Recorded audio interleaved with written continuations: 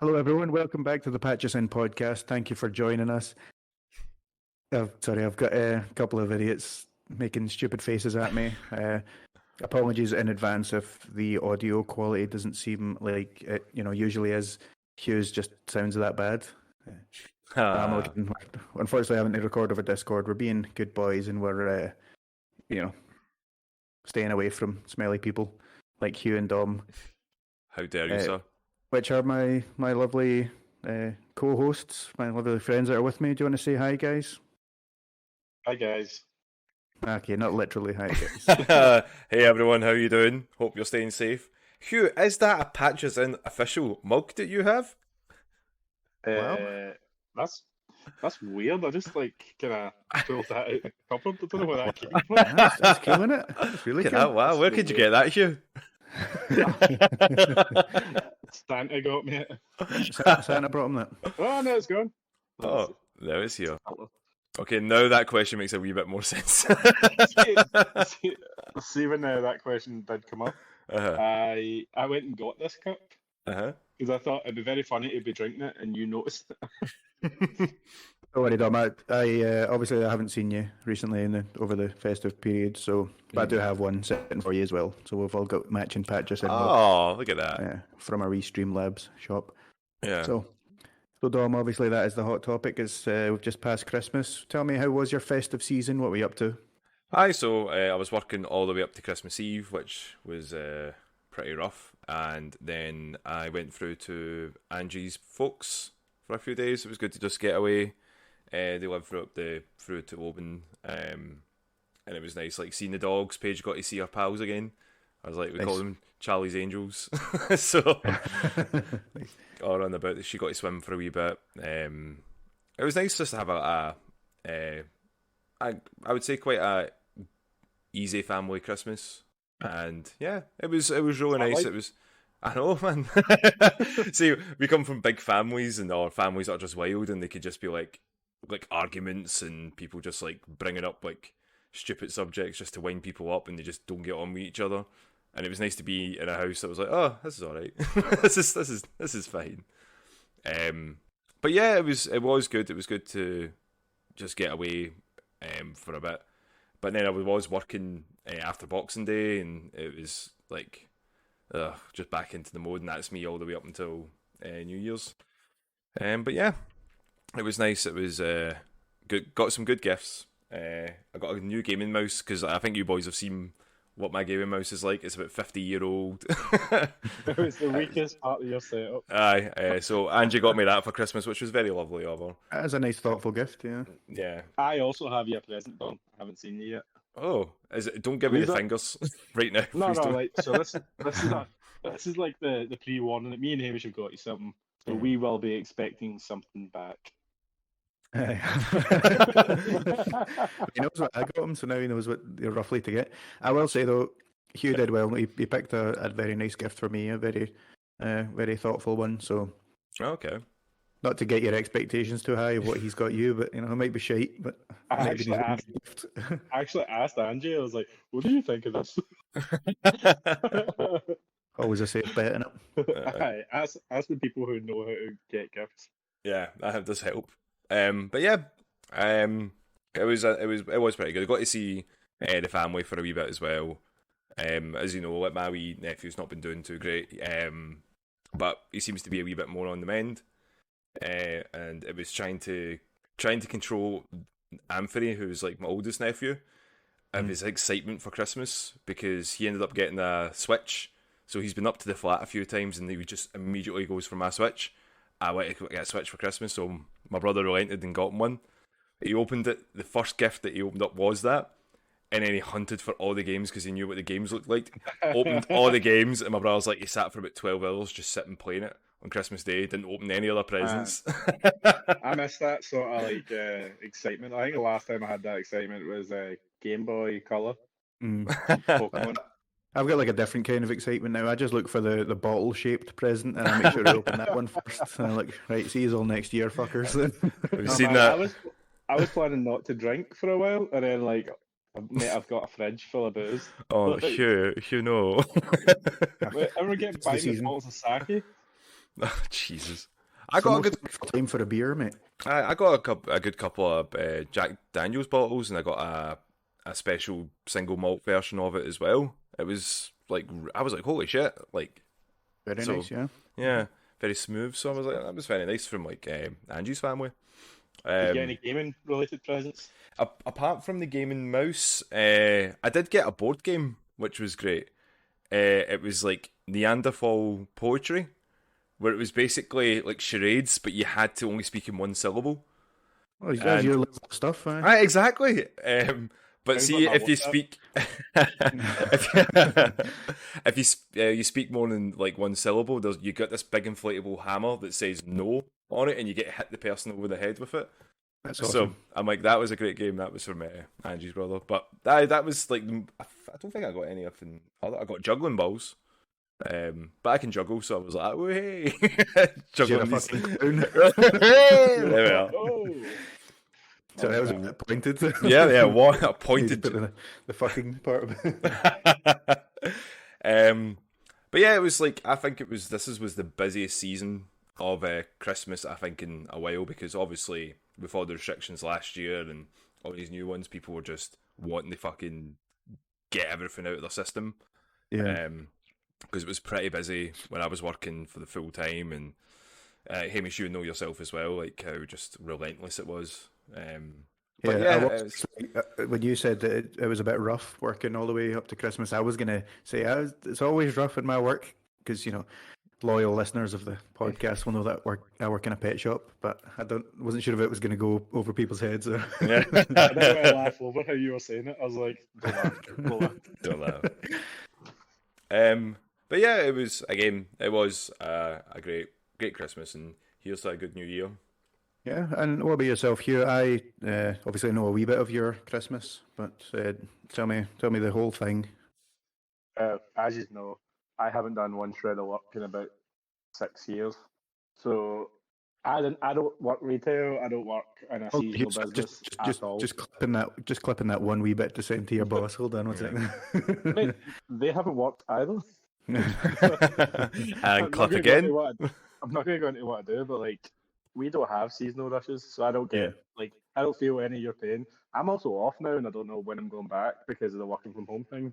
So take that, guys. Well, you're too busy calling us smelly. I was still taking offence. I was so angry when you said that. I was going to fucking kick him in the nuts the next time I see him. What did I call you, smelly? Aye, you said that, like, when I don't want to deal with you disgusting retail folk. Oh, no, I still stand by that. But so my Christmas has been spent drinking and playing Halo Infinite, pretty much. Nice. Not bad. We were meant to record this podcast about 2 days ago, but I had a 6 or 7 day hangover. I borrowed my dad's beer machine. It's a big draft machine. You put kegs in it and you pour like draft beer. Uh-huh. And I bought so many kegs for Christmas, but as Hamish will tell you, because he actually came up to mine on Christmas Day, I didn't actually drink any of it really. So I've been trying to catch up. So every night when my partner goes to bed, I'll like load up the Xbox and to play Halo Infinite, and then just walk into the kitchen and go, "Why not? I need to use it anyway." No point every night borrowing it and not using it, mate. Exactly. 'Tis the season. My dad got very angry at me though, Dom, because you know what he's like. He's a 4-can man. Four can Dan, as we call them. Yeah, then he starts getting violent towards Dom. Yeah, he starts strangling me seatbelts, try chuck me off a bridge, you know. He does not need 4 beers for that. So, Dom, I bought he needs 4 reasons. 2% beer. I bought him like light beer for it, and he was so angry at me. Like he was like, "I'm not fucking drinking that. I'm not drinking that." He brought his own beer. Out of spite. So I've still got all that to drink. Yeah, he knows what he likes. Yeah. Christmas has been spent inside, avoiding people because I don't want to get sick. The Rona. Yeah, but I got some really good Christmas presents, gaming related. Nice. I got a giant Bitmap Books guide to Japanese role playing games, which is amazing. I need to show you. It's awesome. Honestly one of the best books I've ever seen. I got Ghost of Tsushima, Hamish. You remember that game? I do remember the game. I think I've heard you mention it once or twice. Well, Sinead bought me the art book, which is like binded in like the. I don't know. I think I showed you. It was like You showed it to me. It looks extremely like well put together. It looks fucking awesome. It does. It looks amazing. And she also got me the vinyl soundtrack for Ghost of Tsushima with anime artwork on the front. It's really fucking cool. Other than that, Halo Infinite has been my Christmas. There you go. Have you got any better at it? I'm better than you. That's all I need to know. No, mate, we like, I think I'm okay. Like, but like, see when my brother comes on, see Jason, like, I have to step it up. He isn't that good, but I have to be like, I have to be ahead of him. You have to be the bigger brother who's better at gaming. Yeah, because we played the game and he was giving me shit about it, and then the next game he went 0-10, like 0 kills, 10 deaths. Oh shit! It was so good. Christmas. That's pretty Christmas much how I play. Like sometimes I'm like actually doing quite well, top of the leaderboard, but then a lot of times I'm just awful. Just lucky if I go 2 kills, 3 kills. Sometimes they're just killers that are on it, and you just get put into the same maps as them, and they work as a unit where we're just dicking about and shooting things and just laughing. Like, you ever watch those like the later Rocky films, or like when wrestlers come back when they're in their 40s and 50s and 60s, and like you'll see like a lot of the time they're slower, they're not quite as good as the young guys, but every now and then that magic will come. Yeah. So sometimes our Halo 3 experience, like, the 10,000 games we played, will come out, and I'll do like this fucking cool kill, this maneuver with a plasma pistol and stuff, and then I'll just get fucked up by a guy just tapping jump. Yeah, like melee. That's it. Oh, I hate that. But yeah, that's Christmas stuff. And Hamish. Yeah. How was your Christmas, Hamish? I mean, like Dom was saying, what families can be like and stuff like that. It's just anything stressful with my family, even going out for like a coffee, turns into stress. But my mum had everything kind of planned out for when everything goes in the oven and cooking it and all that. We did all the prep and stuff like that before, so there's as little time as possible, so we can spend more time, like, playing games and stuff like that together.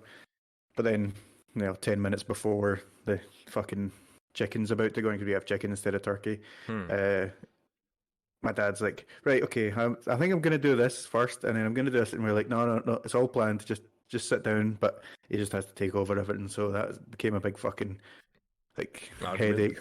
My mum never drinks, and she was just like, what wine do you want, Hamish? And I was like, I don't know, that one's good. She opened it, poured herself one. I was like, yeah, that is good. Drove my mum to drink. Oh no. But it was fine, like it was a nice meal and stuff like that. And then in the evening went up to Hughes, as he said. He got me a very nice gift. Obviously, I've been recently playing Guardians of the Galaxy, and he got me the novel. It's like a prequel, just in the events leading up to it. I'm very excited to read that. Awesome. I think it's probably my only kind of gaming related gift as well. My family don't really think about getting me gaming stuff, because it's like I'm just that impulsive. If I see something, I'll buy it. Yeah.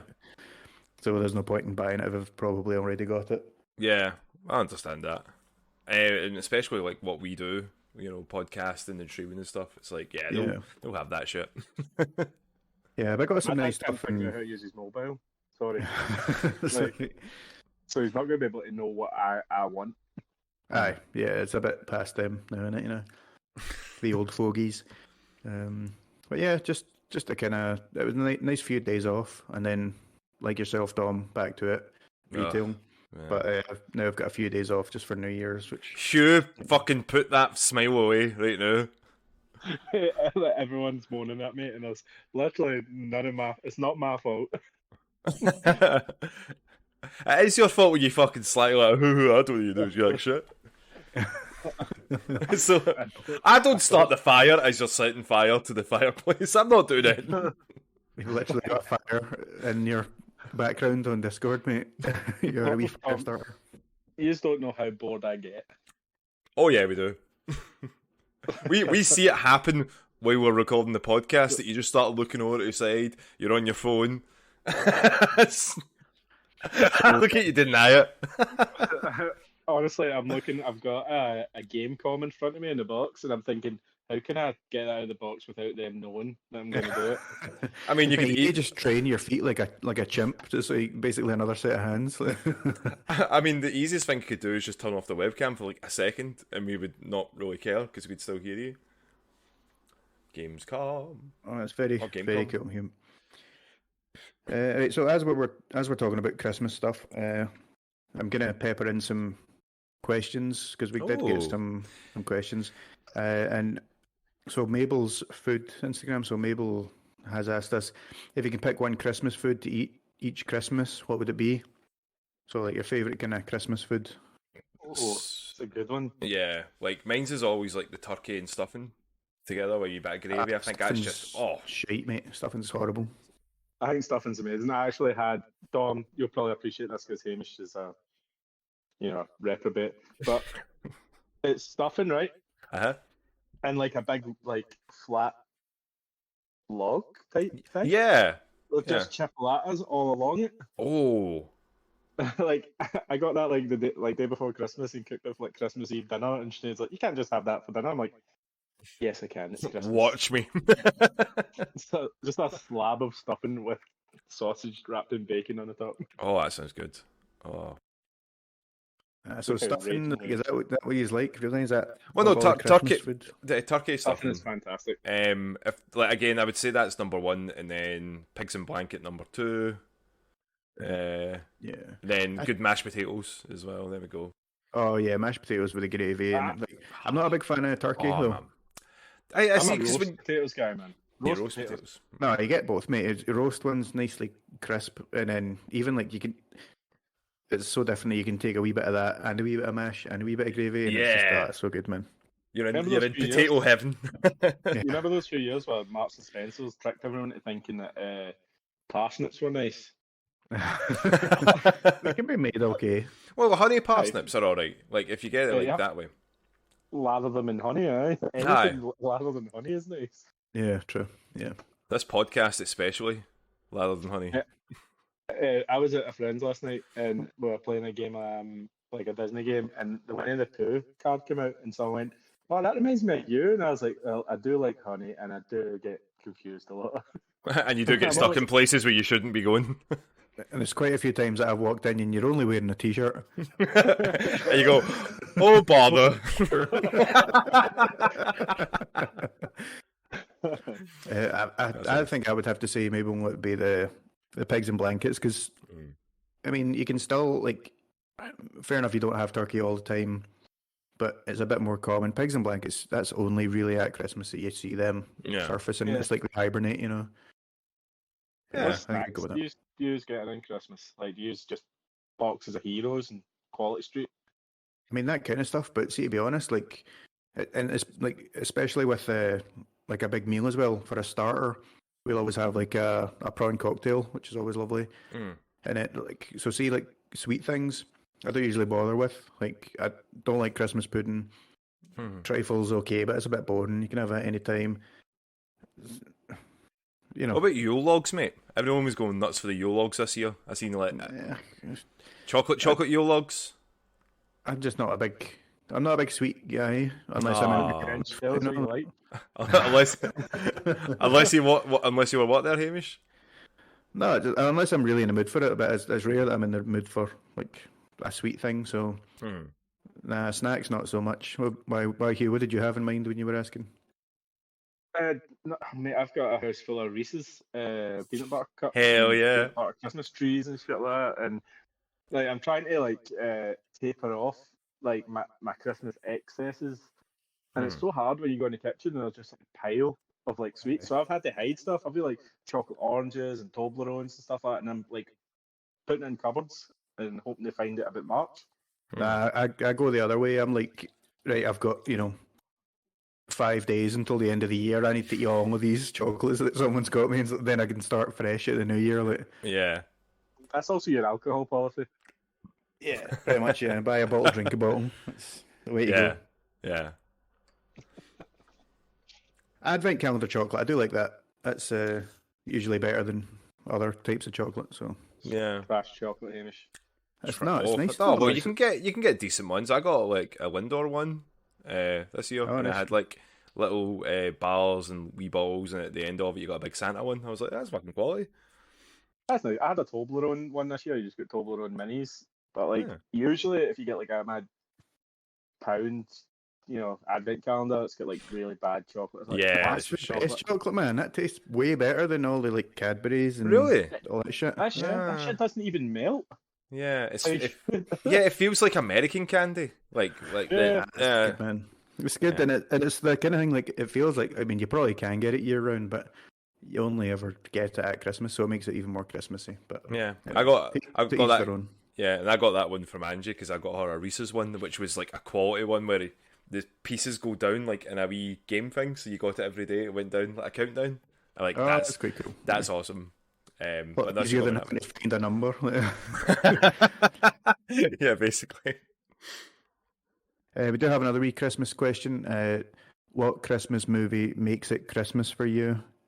So, like, what film? And this is from Mabel asking for Craig. Yeah. So, is there a Christmas movie you watch every year and you're like, oh, I finally feel like it's Christmas now? Or there's a selection nowadays, isn't there? Like, yeah. Like, I think so. Love Actually is one that I watch every year, even though I don't enjoy it too much. It's just I watched that for the first time. I watched that for the first time this year. I'd never watched it before. It was Angie was like, you?" So we watched that together, and I was like at the end of it. I found it funny. I had a good laugh with it, and I was like, she was like, "So what do you think of it?" I was like, "It was alright." She was like, "It was alright." It's not great, man. See, when you watch it now and you see like the Andrew Lincoln guy who wants, like the guy who was in Walking Dead, and he's like trying to get, he's telling his like best friend's wife that he's in love with and stuff like that. You're like, that's weird. I don't like that. Yeah. Like I like Hugh Grant as the Prime Minister. I'd vote for him. I'd vote for him. Yeah, Martine definitely. McCutcheon. Like again, I was like, oh man, I remember her being a singer. I'm like, this is a good first acting role. And Angie just looked at me, she's like, Dom, she was in EastEnders. I'm like, oh yeah. I never she was in EastEnders. Yeah. And then we started the complete opposite though, because I saw it like when it first came out, and never again. You watch it all the time, Hugh, and Dom, you've only just seen it. Like, so I don't really remember a whole lot. The only scene I really remember is like, and I think it was Andrew Lincoln at the door, at Keira Knightley's door, with the cards dropping and stuff like that. Like, People think that's romantic. It's just not great. I mean, like, do you know the only time that it's romantic is when our Prime Minister Boris Johnson is doing it? Like, you remember that parody? All of his fuck ups. Yeah. I'm sorry. There's a difference, Hugh. Like something like that is romantic if it's a handsome guy doing it. If it's a creepy guy doing, like ugly guy doing it, then it's creepy, and you phone the police. You know what I mean? Yeah. I mean, Andrew Lincoln doing it. I felt sorry for our husband who was like in the living room, like, I wonder what's going on at the door, and she's like, his pal. Yeah, that was strange. But Ramsey Nesbitt being in it was awesome. Yeah, I remember that.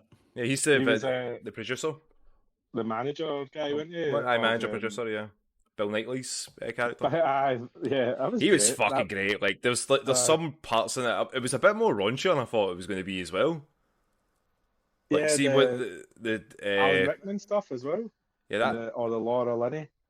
It was Martin Freeman, like him. Oh yes, and Stacey from Gavin and Stacey. Yeah, they two were just basically actors' places, but they were like naked together, and they're just having normal conversations. It was really weird, but Alan Rickman's bit was good. Yeah, but honestly, like again, like I was like, it was good, but no, I've got a bit of trivia that'll win you money in a pub quiz one day. Okay, go ahead. Since we're talking about Alan Rickman, how many films was Alan Rickman in before Die Hard? 1. None. 0. That was his first movie. Oh, damn it. Yeah. I think maybe he must have done theatre, but yeah. He's a theatre boy. Stole that guy. I love Alan Rickman. Yeah. But rest in peace. So is Rocky 4, or essentially any Rocky 4 especially, because it's set at Christmas on December 25th. Gavin and Stacey Christmas special we watch every year because it's just I think it's pretty funny. I quite enjoy it, and it also reminds me it's like I think it was like 2007, 2008 it was made, and it kind of gives me nostalgia now, or like that time. Muppets Christmas Carol, obviously. Of course. That is fucking my one, man. Like, every year I'll just sit and fucking watch it. Like, yeah, incredible. Yeah. It got me into Dickens, man. It got me into Dickens. Yeah. Did you watch the there's a guy who did a what is the best adaptation of A Christmas Carol? And it was like number one out of all of them was the Muppets Christmas Carol. It's really good. Damn because it sticks to the story. Yeah, it sticks to the story. All the lines that are spoken by Kermit and Michael Caine were all from the book. Yeah, see, that's the thing though. Like Michael Caine, he plays it straight. He's not like, oh look, I'm talking to Muppets. That's funny. He acts like just as if he's in any other movie. And say that like Michael Caine, Hamish. No, I'm talking to Muppets. I'm talking to Muppets. I'm talking to Muppets. I can't believe Kermit the Frog is right in front of me. Look at him there with the size of his mouth. You know, if he was hamming it up, then it would work as a comedy, but it wouldn't. You know, you wouldn't actually care about his growth as a character and stuff like that. So you know, it's largely in part of his performance is why it's so good, and also just because Muppets fucking rule. Let's be honest, guys. The music's great, very again, I think it's because that was one of the first Christmas movies that I remember watching as a kid as well. So nostalgia does have a factor there as well. Scrooged is great, Bill Murray. Oh yeah, that's great. It's a bit dated nowadays. Oh, definitely, so dated now. Especially the bit at the end with like the fucking everyone in the cinema get up. You're like, Bill Murray, we're not in the cinema. It's not how the future works, old man. There's another film, Jim Carrey's The Grinch. Like, I know they remade The Grinch, but I've never watched that one. I just watched. It's okay. Version. I see no need when there's the Jim Carrey version. I'm like, it's okay. That's my Grinch. It's okay. Benedict Cumberbatch. Elf is okay. Yeah, watched that this year. It's overrated, man. Really? Like, that's what I mean by okay. It's not one that I would watch every single Christmas, but it was an okay film.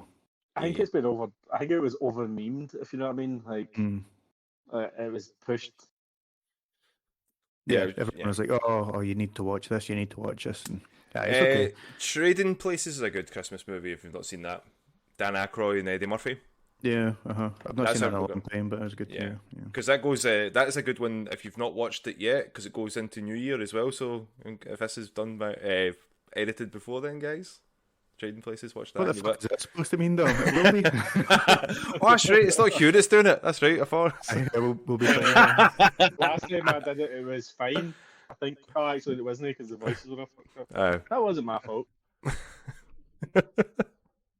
But thank you for that question there, maybe. Yes, as well, thank you. So as we're talking about movies, and as the year is coming to a close, as Dom has just reminded us all and depressed us all. Well done, Dom. I was wondering about your kind of top movies for the year. So, you know, doesn't need to be in any order, but maybe just, you know, top couple movies. Doesn't specifically need to be released this year, but just that you might have seen this year. What do you guys think? Who am I going to go to first? Dom, do you have any ideas? Yeah, I do have any ideas? No, but do I have any movies that I like? Yeah. There's a few that I was surprised by. There was a lot that... there was a few that I was just like, ugh, really? But from looking at the list that I was making, I was like, I noticed a lot of them were WB movies, Warner Brothers, and I was like, the ones I didn't like, so I was like, But Dune was great. Oh, yes. I was going to mention Dune. This Suicide Squad was great. Yep. Because that was the first movie that I'd seen coming back after like lockdown, so I was like early March for it. Recently, I actually just watched that Encanto, the new Disney one. Yeah. Not seen that yet. I was like, okay, it's based like with Colombian sort of heritage and it's got some songs and stuff. I was like, this movie's actually fucking great. Holy shit. A lot of dancing in it, but then I was like, maybe like, a lot of Disney stuff has dancing in it, so what does that matter, you know? Yeah. And I did, there was a few others that, you know, they were okay. Like, on reflection, I thought, I rewatched No Time to Die, the James Bond. Mm-hmm. Like it? I again, like, it does hold up. I was thinking, oh, maybe I really liked it because I seen it in the cinema and it was like, oh my god, it's amazing. But I rewatched it a couple of nights ago, and I was like, nah, this is good. This is really good. And yeah, a couple of the Marvel ones weren't too good this time. Like Black Widow was okay. Black Widow was fine. I wasn't overly enamored with Black Widow, to be honest. Shang-Chi, the wrong time. yeah, Shang-Chi was fine. Like again, wasn't really anything. You know, a lot of it was like it got a bit samey, but and then there was a couple I just fucking hated, and then it just angered me. It's the first one, obviously, being Space Jam 2. Fucking, I came out of that movie angry. I enjoyed that. I've never came out of a movie angry before. Venom 2 was okay again. Like, remember, I kind of started that, and then when I watched it, I was like, it was okay. I preferred the first one. Yeah, to be honest. Yeah. And probably the last one I'll talk about would be Spider-Man. I fucking love Spider-Man. That was. Yeah. Again, I didn't expect to like it as much as I did, and I came out going, "Fuck! I just want to go and see that again." I give props to Sony for letting some actors get their their swan song, or get to like, at least claim back some credibility for acting, especially Jamie Foxx. I think he, as Electro in the Garfield movies, kind of got neutered, kind of got like restricted, and eels, really. That was even make a wee joke at that. Willem Dafoe, fucking steals the goddamn show in that movie. Holy shit, yeah. He's fucking amazing. See, what I thought was really interesting with Willem Dafoe's character, like the Green Goblin, is a lot of people just think, oh, he's dangerous because he's on a glider and he can fly about and he can throw bombs, but the scene in the building where he's just punching the absolute fuck Peter and smiling all the way through it and stuff like that, it's just like, oh no, this guy's actually really fucking dangerous. Yeah, he's manic. He's basically like Hugh's favourite DC villain ever, Joker. I like Joker. I don't like the film Joker. And recently, we'll get into this probably all together because we all just seen it. Matrix as well. I watched that and was very much like that was it. This was a movie I felt didn't need to be made. And I know you've got opinions. I know you've got opinions of it, Hugh, and I know they're going to be wrong. So, So, I kind of, with that movie, because again, we were going to record and we had some issues, so I ended up, me and Hamish ended up watching it at the same time, ironically enough. Yeah. It's been a while since I've had a movie to watch where I was constantly looking at my watch, going, wow, really? It's taking you this long to do this? I will give it a wee bit of praise though. I thought Neil Patrick Harris was great in it. I'll give him that. Like, he was at least having a laugh with it. And but anyway, Hugh's opinion doesn't matter because he's going to say because I just didn't get it. But I did get it. I just didn't like it. Yeah. I don't think you got it. No, what was there to get, Hugh? Why don't you tell us? Oh yeah, Hugh, please. I thought the whole film was like satire, if you know what I mean. Mm-hmm. It was never. It doesn't feel like it was ever meant to be a serious follow-up to that trilogy. Everyone complains about how meta the film gets, especially in the first half, when it talks about how we're going to spoil bits. Alright, go for it. Yeah, spoilers for the shit Matrix movie, which is 2, 3, and 4. Man, the Matrix is one of them series that just splits opinion. I think so. Yeah, not the first one. Obviously, the first one is wildly loved. I did actually still enjoy the second and third. But that was they're fine. They're fine. I think some of the commentary in the film is about reboots and starting again. I know you're going to say that doesn't make a good film, but I would rather they did that than scrap what happened before and kind of say, oh, that actually didn't matter, which is kind of they moved on a little bit, but they also made fun of the fact that this film exists in the film. Mm-hmm. I liked the film because of that. That changed my opinion because at the start I was like, this is kind of weird. The tone's different. The way it's filmed is different. Neo's different. Like, and it all makes sense when you look at it from a point of view that this film should never have been made, and everyone in it knows that. Mm. Do you know what I mean? Yeah, Like, Yeah. but I don't. They was mostly making fun of the fact that The Matrix is 21 years old, or 22 years old now, and it's probably the last groundbreaking film, if you know what I mean. That's giving it a bit too much praise. The first Matrix was a game changer. Yeah. Like, almost everything after The Matrix copied The Matrix. Yeah, it's. I Like, mean, motherfucker, yeah. it was in Shrek. It was heavily influential. Yeah, Shrek's a good way. Yeah, decide if it's. Yeah, if influential. Shrek parodies it, then it's got to be good. It's like, you know, Also- it's like, oh, if I get into The Simpsons, then I've made it. Like, if Yeah. Shrek does it, then I'm an important film. Neil Patrick Harris actually was pretty distracting for me because of Barney from How I Met Your Mother. Like, Yeah. a lot of these He just mannerisms knows were much, very, very Barney. Like, Stevie was an actor who wasn't like a comedy actor. But I think that was also a big part of it, the fact he was meant to be funny, he wasn't meant to be taken seriously. Yeah. The analyst, they called him. Yeah. Mhm. And the new Smith, I love the new Smith. I thought he was very fucking menacing. I'm the exact opposite. I really wish that Hugo had came back, and he was meant to, but his theatre work stopped him. New Morpheus was bad. He wasn't a bad actor. The guy was fine. His character was bad though. Like, Yeah. but I quite liked how they filled in and said that he isn't actually Morpheus. He's like a mixture of Morpheus and Smith. And Yeah. like, It felt like bad writing.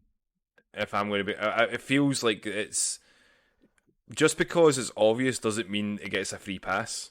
Like No, that's absolutely. where Totally get that. I look at it, because to be fair, it's what's her name now, Wachowski. Lana Lana. Wachowski. Yeah, like the last good movie I think that they made was V for Vendetta and Speed Racer, and everything else has been shite. This I wasn't, knew what they made this sense. wasn't they. This is just Lana. But was it not joint?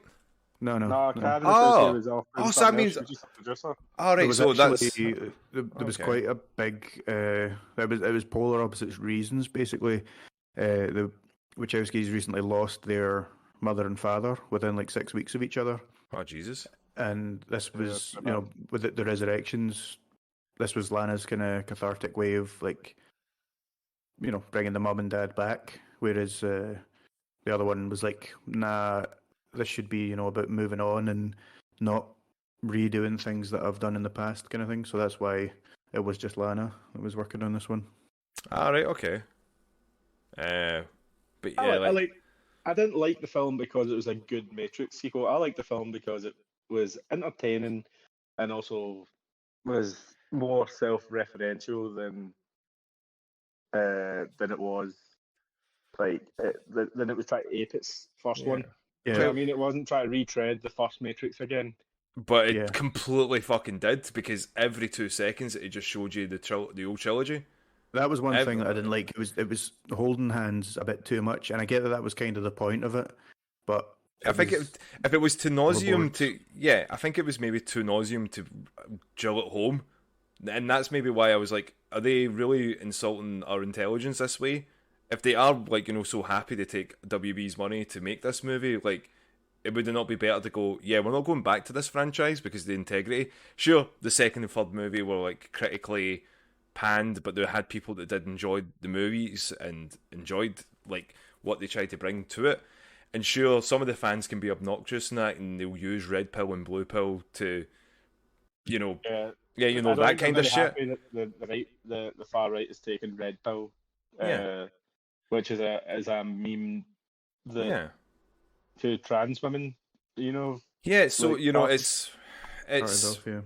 so it's well, I get that, but I I felt like took it was as commentary.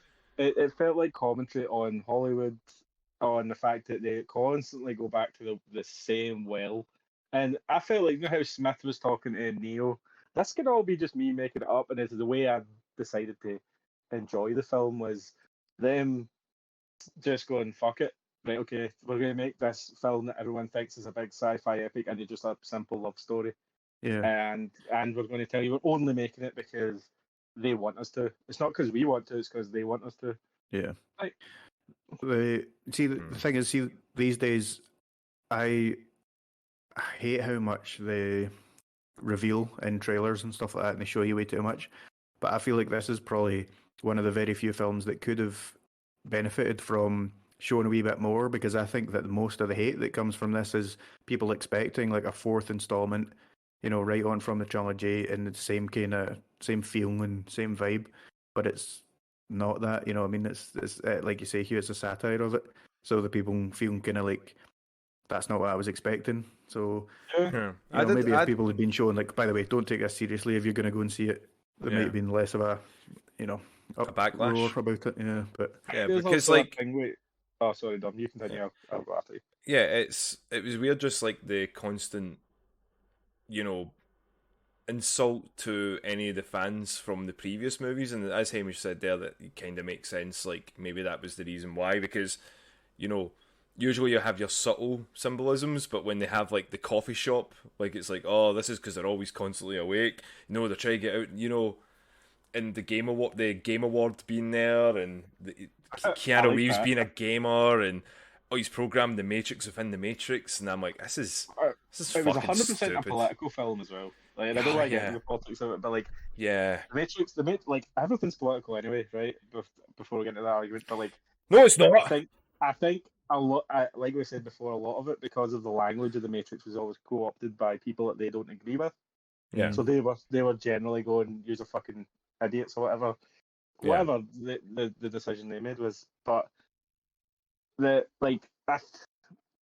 was I going to say? I was going to say something else. Oh, it's going to be something brilliant now. Do you know what I want to say as well? It was going to be something great. I can't remember it now. Do you know the thing that was embarrassing? I can just remember at the end when I was when they had Brass Against the Machine come out and play like that cover of Wake Up, and all I could think of, that lassie just pissed on a guy in the middle of the stage. That's all I could think of. I went, that's all I could think of. This is really taking me out. And then all you hear, and I'm like, this is definitely taking me out. Of a moment that you're supposed to be like, this is Neo and Trinity, fucking like that. There's two, not one. There's two. Binary, Hugh. Do you get it? And you're like, yeah. No, do you get it though? Do you get binary? This is the point. The reverence for the original Matrix. It was a great film, groundbreaking and stuff. But like, I think some of the backlash from the actual directors and stuff is that people take it too seriously. I think all the philosophy from it. The philosophy was in anime for years. It was in all these different things. And the main scenes in the Matrix were stolen straight from like Ghost in the Shell and other stuff. And I say stolen, inspired, but like nicked, as we would call it. They are reclaiming it and showing you how stupid it sounds at the same time. If you know what I mean, like how the scene where they're sitting around brainstorming for the Matrix 4 game, and they're like, what is the Matrix? It's about crypto-fascism, it's about this and this and that. And I think it's them going, like, you guys are looking way too into this. Yeah. You are also trying to like ascribe meanings we didn't put in there. And like, maybe it's just because I'm more into that kind of like fucking... Just say it, Hugh. I'm smarter than you guys. No, I'm not smarter, but maybe I'm also looking for that more than you are. Yeah. Maybe you go into looking for a fun action film. Well, it was completely kind of like they had the polarizing opinion from the other guy in the room. He's like, no, it's about cool fight scenes, and it's about exactly. And it's showing you like there isn't really any kind of right answer to it. It's interpretation. But that I would definitely not watch this film over even Matrix 1 or probably 2, because 2's got the best fight scenes. But this film is more interesting in a lot of ways with the stuff it brings up about how in the last 20 years things really haven't progressed that far. Yeah. Like, well, do you know, I found it interesting. I like the fact that you could tell the bad robots from the good robots.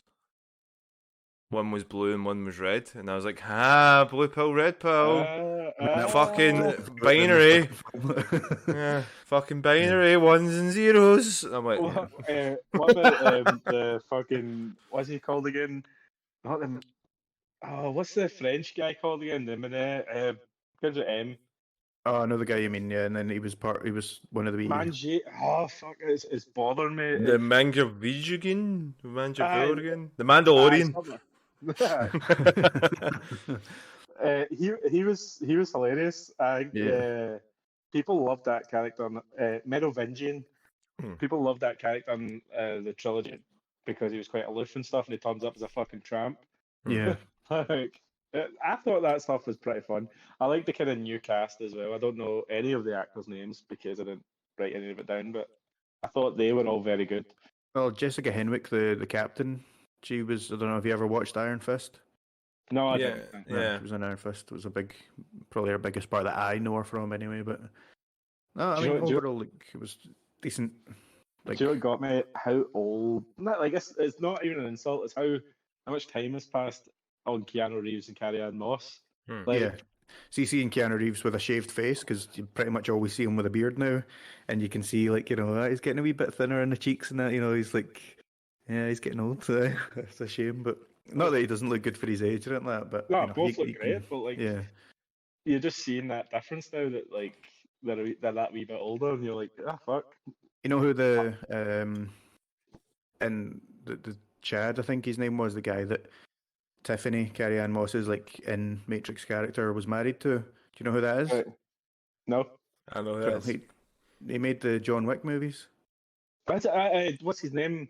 Was he not the choreographer of the fight scenes as well? Yep. He was a stunt guy and stuff like that. Yeah. The fight scenes were really good. I felt like the fight scenes were really good. I like the fact that they had to depower Neo. Like, because he was, if you remember the second and the third film, he was like, he's basically God, didn't he? Like, he was Goku. He was Goku in those films.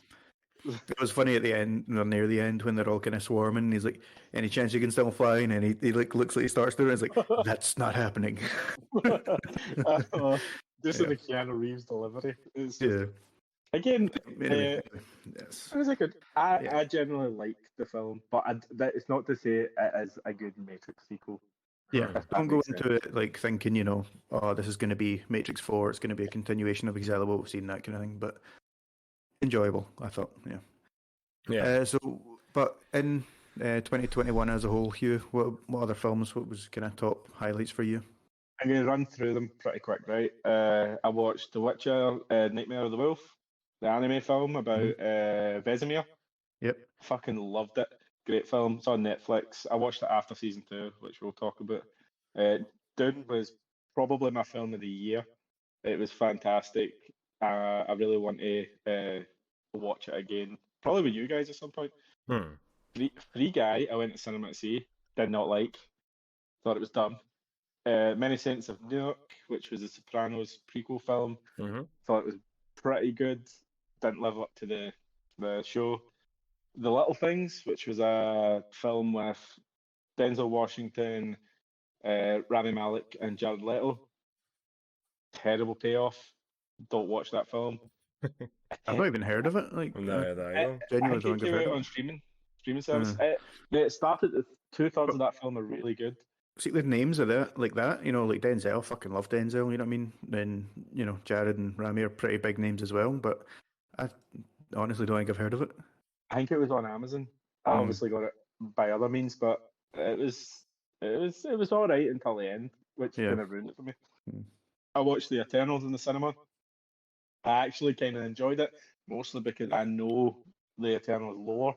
Like, it was kind of nice seeing some of those characters. I really liked the guy that was in Game of Thrones, and he played. I know the guy you mean. Yeah, I Was know. Was it the guy that played the throne? Was it Rob Stark? Rob Stark guy. Rob Stark guy. He actually comes from somebody very or close. something like that. Yeah. He comes from very close. He comes from Paisley. Yeah. I watched Nobody this year, which is what's it, Bob Odenkirk. Yeah, that's right. His version of John Wick, pretty much.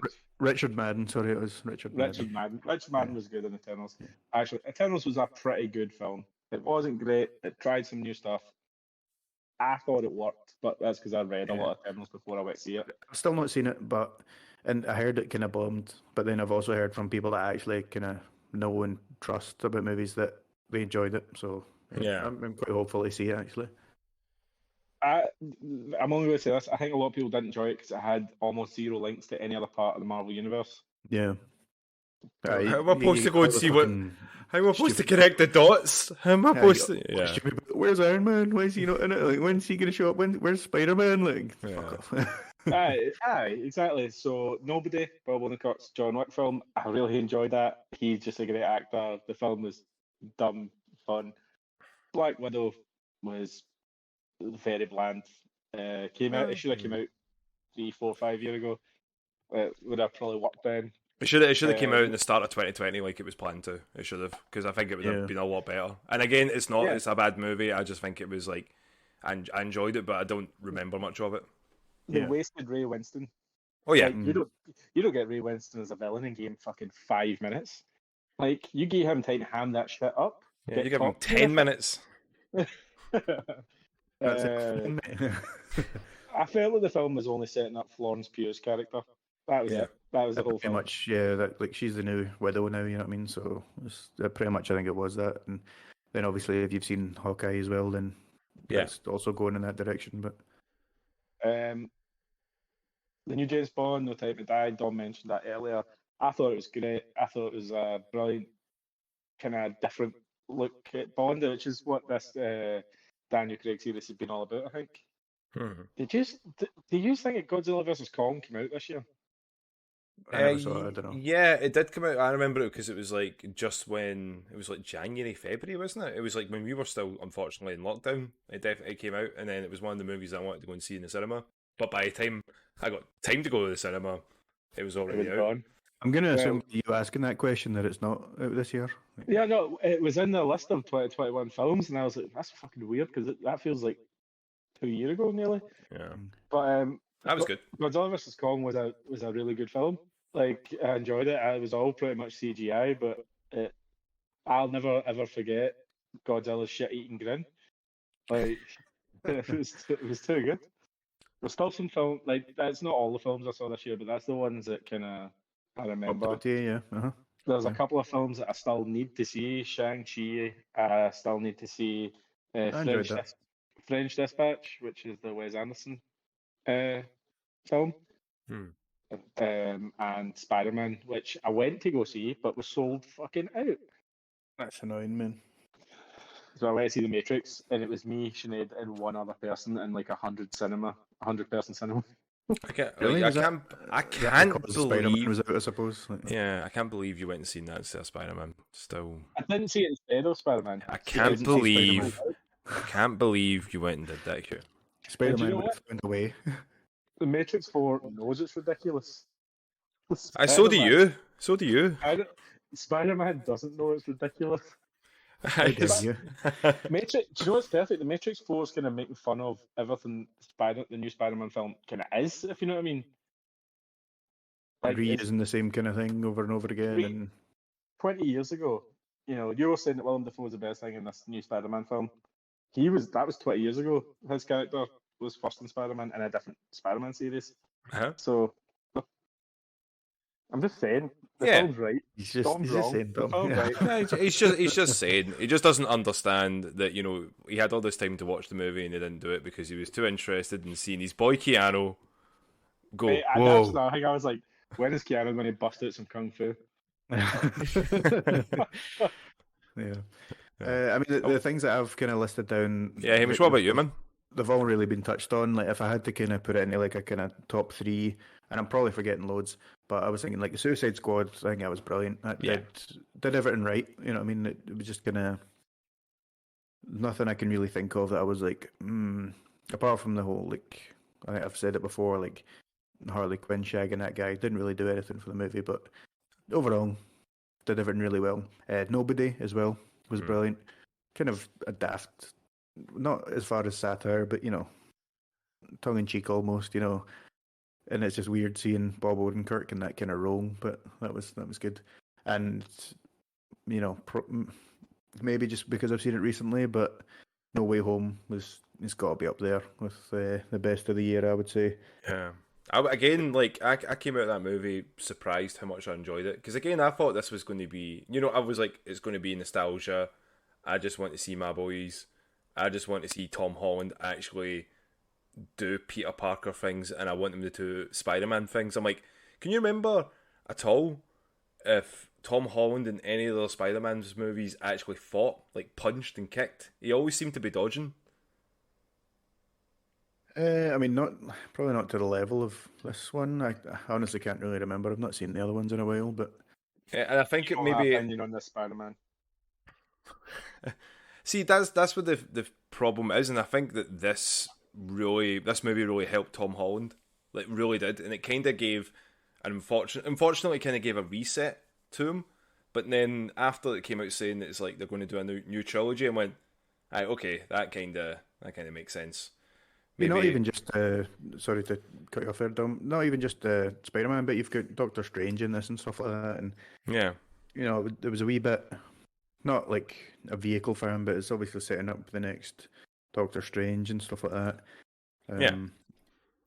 And even no matter how you feel about this Spider-Man, going to see it in the cinema, it was an experience in itself. Like, I don't know what it was like for you, Dom, but like any time that anyone from any previous like movie or show showed up, like, the whole crowd were going fucking mental. Not just like one wee section of nerds over in the corner. The whole cinema was shouting and clapping and, like, screaming. And some people were fucking screaming. No, yeah, it definitely made me like, I shut hate the it fuck so up. much, Davis. I know, but like, and at first it was kind of pure annoying me as well. But then I was like, it's actually quite nice to see. But there was like a group of kids in front of me, and like, before it even kind of started, they were talking about it, and I was just thinking, shut the fuck up, this isn't for you, this is for me. I was there. I was there back in the Toby days, alright? Fuck you. Before there was before you could even spell MCU. Yeah. Like, I can't deal with people like getting up, shouting, clapping, cheering during a film like that. Like, get back to America with that shit. Like, don't bring that here. I agree with you with that. Like, I was very lucky. I got to see it the day after it released, just at 10 o'clock in the morning. I was like, I did that with all the Star Wars movies as well, because I'm like, no nerd gets up before 12 o'clock, so that's why Hugh always lies in. So yeah, makes sense. Hey, I was up at 8 this morning. This was literally the day of release that I saw it. Just by the way that my days off fell and stuff like that, and but I did hear from experience, like, other people that'd seen the movie. Yeah, there was like hooter and hollering.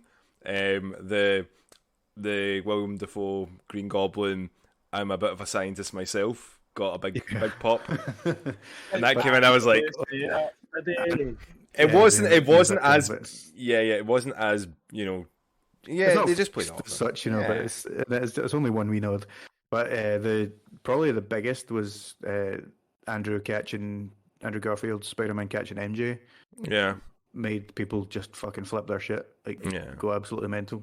And it's one of those films, like, you can appreciate it as a kind of one-off and it explains everything fine, but if it's like Infinity War, if you've seen everything leading up to it, then it's just a great payoff. Like, I think it's just done it really well. But I do think Strange in it much. Sorry, Dom. He plays a good part in it. Yeah. He plays a good. Like, there was a good couple of lines that he had from it, because like in the trailer it's like, Scooby Doo this crap, and I was like, that was a bad take. They shouldn't have gone with that. But they retake it and it's like, Scooby Doo this shit, and I was like, yeah, that's all better. Yeah. Fucking say shit, that makes it like, and they said it twice.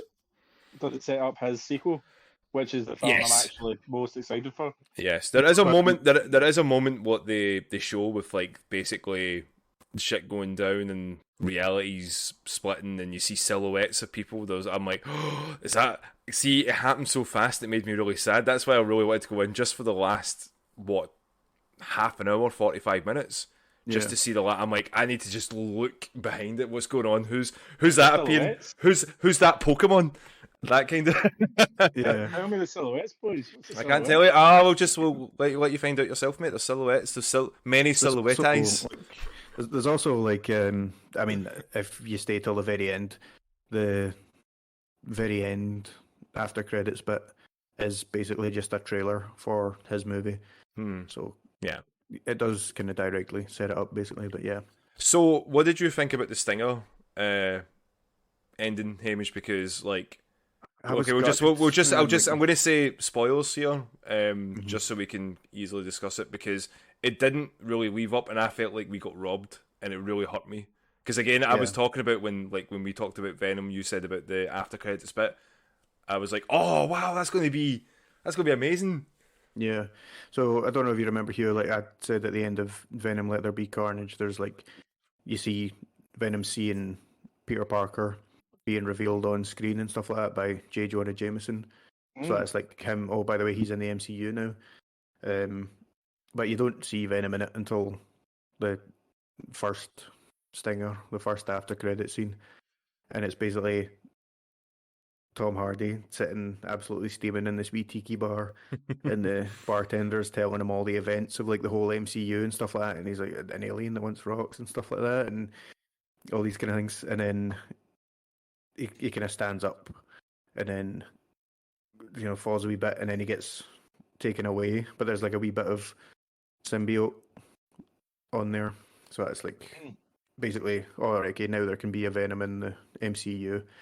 So he's not in the movie at all until the end. But so I found, yeah, and I found out today he was very, very close to being in the final battle with like everybody, but it just wasn't meant to be. But on the one hand, I'm like, it's nice that there was some connection, but it could have been a lot better in my mind, Yeah, they've got to do Black Suit Spidey first, though, aren't they? Like, they've got to have Venom on Spider-Man, and then it goes to Eddie Brock or whatever. Yeah, it's still the best Venom on Spider-Man thing is the animated series for the 90s. Like, that was awesome. Well, it wasn't a Topher Grace at all, man. I was glad he wasn't in it. Or Eric Foreman, as he's formerly known as. I think he even came out and said that he didn't want to be. I think like he had an interview where he was like, "Oh, I didn't think I was going to be Venom." He was like doing something else, and they asked him to be Venom, I think. Oh no, he said it was going to be Eddie Brock, and he thought like that was it, and then they kind of just shoehorned Venom into it because they needed it, and it was. I just actually watched the video, basically saying what happened with the movie, and how they just had never read any about Venom. He just wanted to do the Golden Age Spider-Man and just bring it to like. So that's why it was wanting to do Sandman or Vulture was going to be his next one. He wanted to do a Vulture movie, but they settled on doing Venom, even though he was like, I don't know anything about this guy. Let me just get that 70s show guy. And, they wanted like 5 fucking villains, didn't they? Yeah, they wanted to overblow it. It was just that they didn't have the build up for that. You know what I mean? Like, obviously, you can have ensemble films like we've seen, but just there was not the foundation for it at all. But yeah. Anyway, that's enough about the movies. Dom, you want to tell us some TV shows that you've seen this last year that have kind of stuck out to you? Basically, Cowboy. No, Cowboy. What We Do in the Shadows, all of that. Get it watched. If you've not watched it, I've been singing high praises of that. I thank Angie for getting me to watch the TV show, even though I watched the movie and loved that, and was like, but that was a TV show. All the stuff on Disney Plus, all the adaptations, TV shows that way.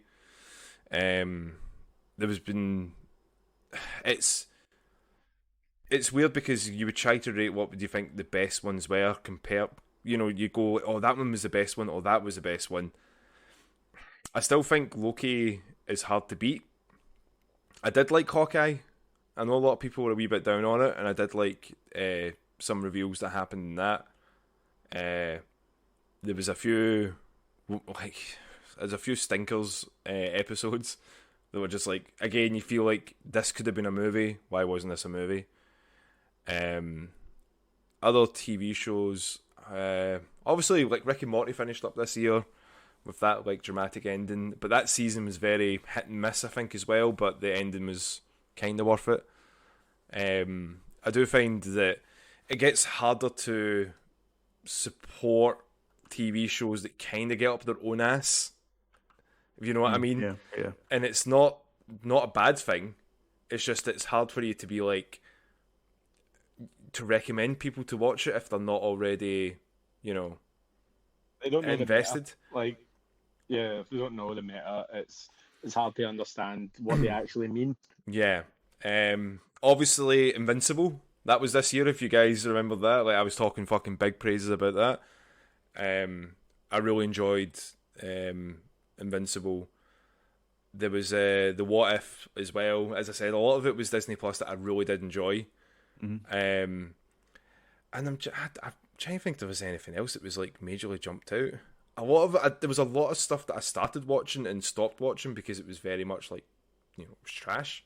Yeah. I did hear that the League of Legends animated special anime stuff was really good, but I never watched that. I'm going to watch Arcane. It's called Arcane. Arcane, yeah. It'd be amazing. When I first looked at that, there was only like a few episodes out, and I was like, "This is the kind of thing I would prefer to binge." So I've not been back to it yet. But when I've been on like Netflix watching The Witcher and stuff like that recently, I've been like, "Oh yeah, Arcane. I need to remember to watch that." But yeah, like, there's not much that I can think of that I'm like, "Oh, definitely watch that again." I was going to start watching is it the Book of Boba Fett or the Boba Fett Book of Boba? The Book of Bobies. The Bobies. Book of Bobies feet. Yeah. I think that's like literally just started. So yeah, so like I think they're doing episode to episode as well, aren't they? They're going to just string it out as much as they can. What about you then, Hugh? Well, I've just finished watching The Witcher season 2, which was fantastic. I loved it. Not being a massive Witcher fan before the series, the first season came out, like it's got me more interested in reading the books, and also getting to the games, which you'd think I'd be into first, but I just never really stepped into. So the other things I've watched this year, I watched Hawkeye, but I didn't watch Loki. I watched What If, Invincible, like Dom said. The new season of Dexter, which isn't finished yet, so I can't tell you if it's good or bad. Okay. It was a slow start, but the last few episodes have really ramped it up, Dexter style. I've honestly been watching a lot more like anime this year than I have anything else. So a couple of ones that I've really loved is 86. Hamish, come back. Hamish, come back. 86 is like a mad mecha anime. It's really good, but it get fucked up with COVID. And the last 2 episodes can't come back until like March or something. Last 2 episodes of the season. Yeah, like they make them like That's so annoying, man. So that they don't make the patch and then all put it all out. A lot of anime they like make them weeks in advance, but like there's like a just in time sort of thing. That's annoying though. I mean, like the last 2 episodes, that's when it's all fucking ramping up. You know what I mean? It got real serious, and it's because the show looks really good and it's a lot of action. So like, and it's the studio is like doesn't want to just release it to make it the shit like the original Dragon Ball Super, which came out with like pencil drawings. I watched Blue Period, which was good. It was about a boy who finds out he loves painting and stuff like that. But like, I don't want to go into all the animes I've watched because Hamish has already fallen asleep. Hamish, come on, wake up. I'm passing out, right? When you're drunk, it's passing out. I've rewatched a lot of shows this year. Is that because you feel like the shows of this year have not lived up? Or? Oh shit! I forgot. Fucking Squid Game. I didn't watch Squid Game either. That was out this year. Sorry, I completely forgot. I was like, "There's something I'm missing." I'm like, "Oh, Squid Game." Sorry to jump up there, man. Like, I think I had jumped off all of the major trends. I didn't really watch the Tiger King. I didn't watch Squid Game. I haven't watched Arcane yet. Tiger King, that was like a couple of years ago. But last year was it not? It was last year, but the new season came out this year as well. Oh yeah, that's right. There's a new season. I didn't know there was a new season that came out that early. Shit. Yeah, so a lot of the stuff I've been watching is a few years old. Rewatched a lot of like Scrubs, How I Met Your Mother. We've watched a good bit of Friends, but Friends is starting to feel very old now. Yeah. Sex Education as well. Like you were talking about that highly. Yeah, that new season Sex Education. Sorry, season 3 came out. That was really good. The writers of that are actually really good at making inane teenage fucking life shit pretty funny. I've still never watched that, but you give it high praise, so I probably won't. Hey, I know, that's the problem with us, man. See, as soon as you say something's good, I'm like, fuck this, man. That's why I haven't played The Witcher 3 yet. The best game of all time, you mean? Or Cyberpunk. Well, let's yeah, no, it's a great game. It's something that I never really put it on my list, but I thought it deserved an honourable mention, even purely because of how much everybody fucking talked about it. Like that was big. That was like Tiger King levels of people talking about it. You know what I mean? Like, oh, have you seen this? Have you seen this? Yeah. It's weirdly annoying to watch plots from anime become super fucking popular live action shows. I mean, you could say that about all the MCU or Yeah. DC movies or shows, because it's like, and they're rehashing, or even with the Witcher TV show. Like, I watch episodes of The Witcher and I'm like, oh yeah, I know that this is from the book and stuff like that. I know what's going to happen, but that's a negative way to look at it, Hugh. Just look at it where, like, oh, it's reaching a wider audience. It's a good story that deserves to be told. No, I will not be positive. Okay, fair enough. Only negative space. There was one big film you forgot to mention this year. What was that, sir? Zack Snyder's The Justice League. I know. I mean, I did think of that, but it was. I think it lost so much of its like appeal because I know we hadn't seen it, but we'd seen basically a lot of it already. Yeah, and the fact that we're not getting a sequel to it. Yeah, so it's like, what's the point? Yeah. Yeah, unfortunately, that's what it was. It was Warner Brothers double dipping. Yeah. Yeah. Mm-hmm. Hey, Mitch, what about yourself, man? Was there any big TV shows or? I mean, like the wee list that I've got is, I think of all the kind of Disney plus MCU ones, I really enjoyed WandaVision. I thought it was brilliant. Hawkeye was good as well, but WandaVision, there's just something a wee bit different, like a bit less predictable than regular comic book stuff. So I did enjoy that. Yeah. And like these two, I'm really kind of unable to decide which I liked more, but Invincible and Witcher Season 2. Obviously, if anyone listens to this podcast, they know I'm a massive Witcher fan. And Invincible was just after you recommended it, Dom, and I watched it. I was like, yeah, I need to watch the next episode right now. Yeah. Okay, I need to watch the next episode right now.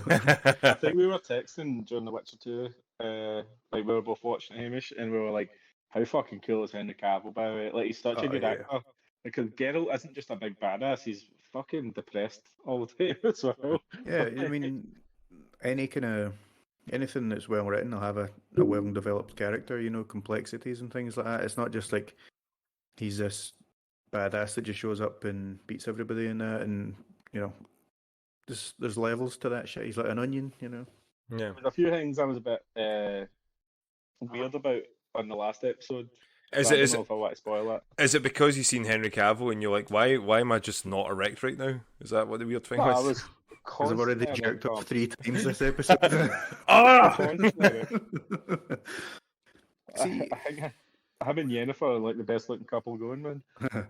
See, I was actually like, I know you like The Witcher because we were talking about it and stuff like that, but I almost find it difficult to. How could I put this? I like it because I like Witcher and I know a lot of what's going on between the books that I've read and the games, but I could see why it would be, not quite as highly ranked by someone who doesn't know any of the lore. Like, I can see some problems in the TV show. Like, sometimes they're like Geralt's like that to Ciri, like, or whoever like takes Ciri to Kaer Morhen, and then it just like.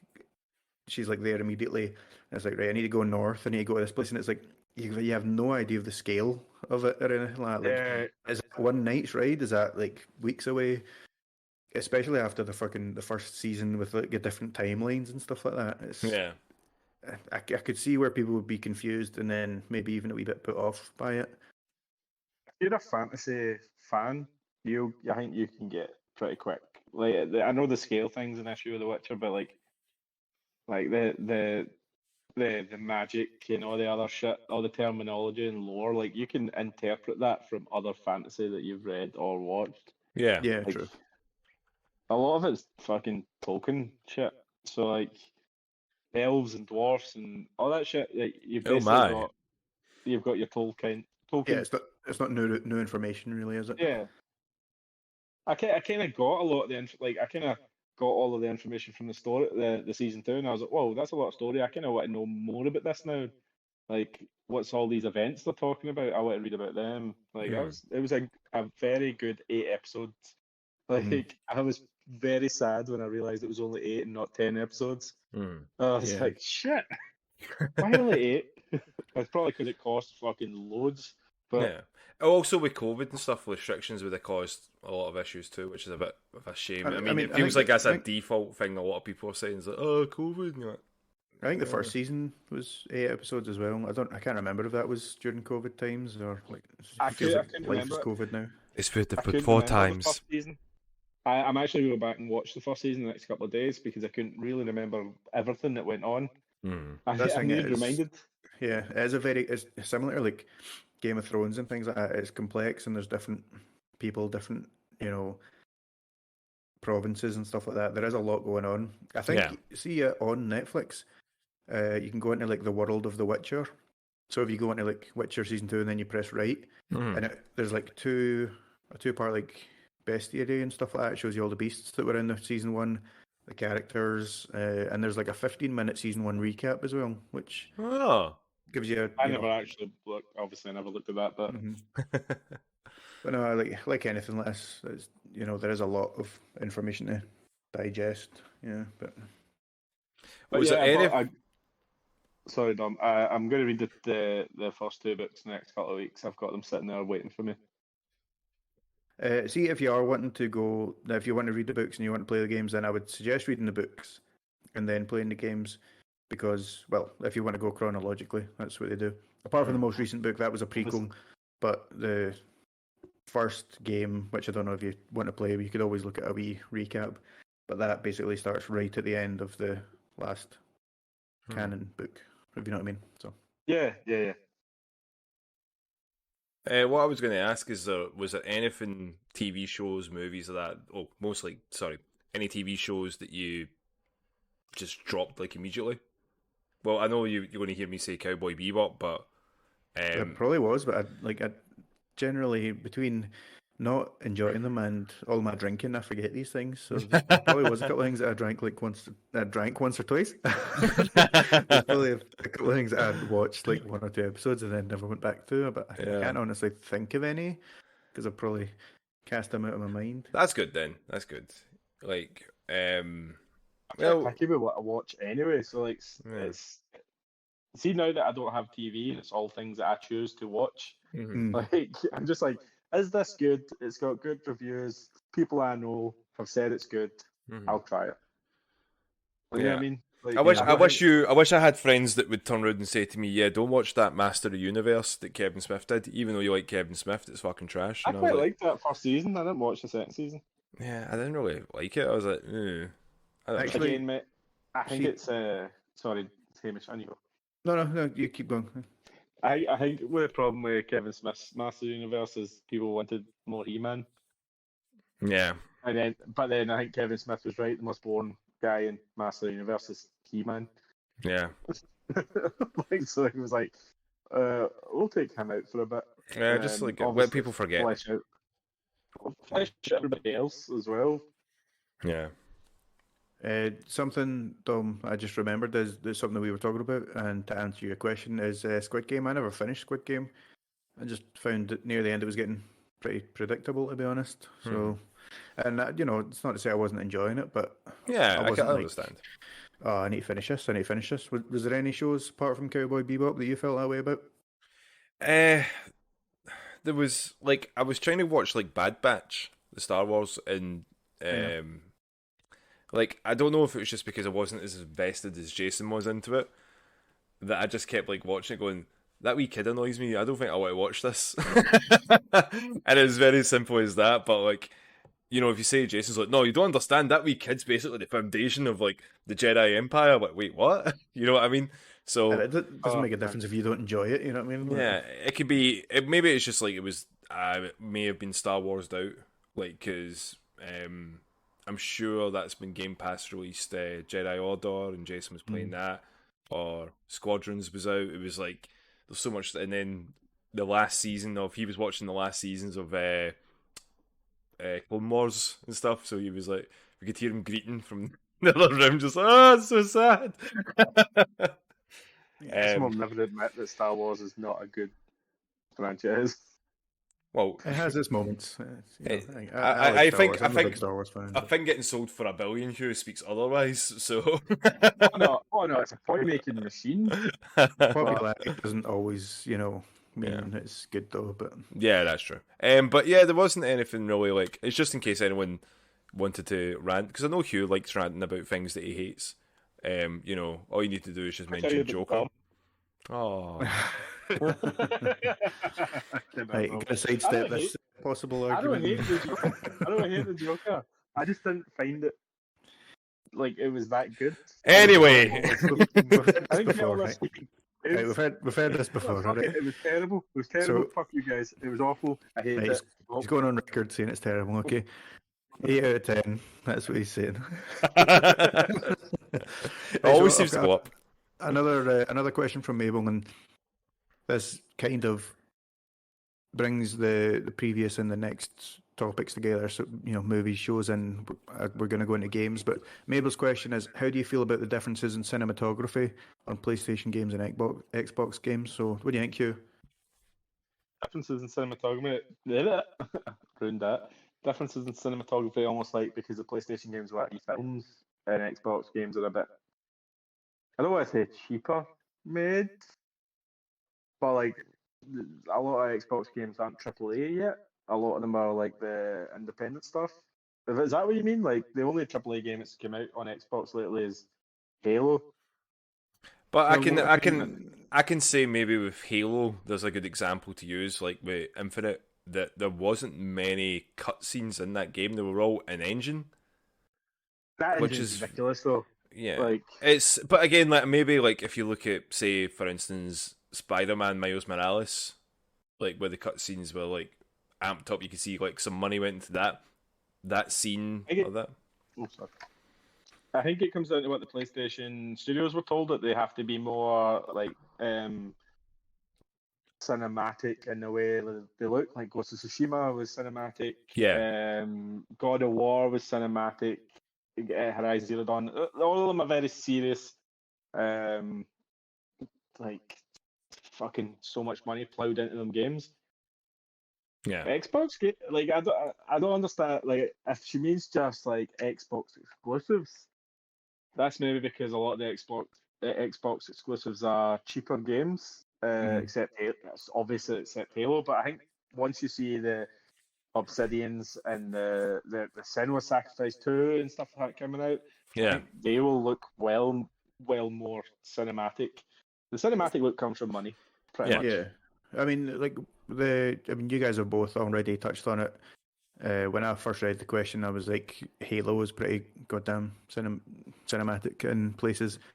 And as far as differences, I can think of, plenty of PlayStation games, a lot of which that you've mentioned already, Hugh, and other things like, Uncharted series and stuff like that with great cinematography. But does that not really just come down to the studios and not what it's on?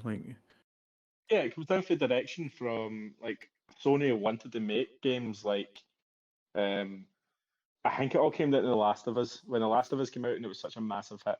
Yeah. They changed the way a lot of stuff is done. God of War changed. They obviously didn't want to do Guerrilla didn't want to do a kill zone, so they went to the more third person cinematic open world games. Like Xbox obviously is just catching up, which is their fault, but like they're just catching up with the established studios that PlayStation has. So yeah, I honestly think the next couple of years you will see obviously Bethesda games come out with maybe working, maybe working and looking good, and then Ninja Theory, Obsidian, Double Fine, like Psychonauts 2 looked fucking amazing. It was more cartoony than cinematic, but it looked amazing. A lot of the games I play on Xbox are multi-platform, so and I think that's what all of us are like. We always play on multi-platforms on the strongest console. Strongest console is the Series X. I'm exactly same. Like, and I think I've said it plenty of times. Like, if a game's on both platforms, I'll play it on the Xbox. I basically have my PlayStation 5 and previously the PlayStation 4 for PlayStation exclusives. You know what I mean? it's well worth having a PlayStation console because there's classics every year released. The exclusives are incredible games, so 100%, yeah. But to say that though, I played Yakuza 7 on Xbox Series X, and that's fucking so cinematic sometimes. So I don't know if it's if that's exactly what she means. I think it comes down to how long the studio has been doing it, their style of games, and the art direction from the company. Yeah, budget and stuff. I haven't really noticed much of a difference between PlayStation and Xbox, if I'm going to be honest. And one's like white, and it's got and one's just like a box. Do you remember when I was talking about when I first started playing Ghost of Tsushima and why I dropped it so quick? No. The only reason why I don't remember that is because you talk about it like every other podcast. But yeah, sorry, continue. Do you remember why I dropped it? Yes, because at the time I'd just finished like Horizon and Uncharted, and what was the other games, like the other like PlayStation 4 games that were third person open world cinematic games. I was like, I'm bored. Yeah. Even though the games are great, that is the style. Yeah, it's a style at the time. Bye.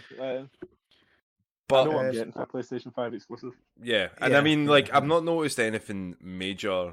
I mean, as you said, the multiplats.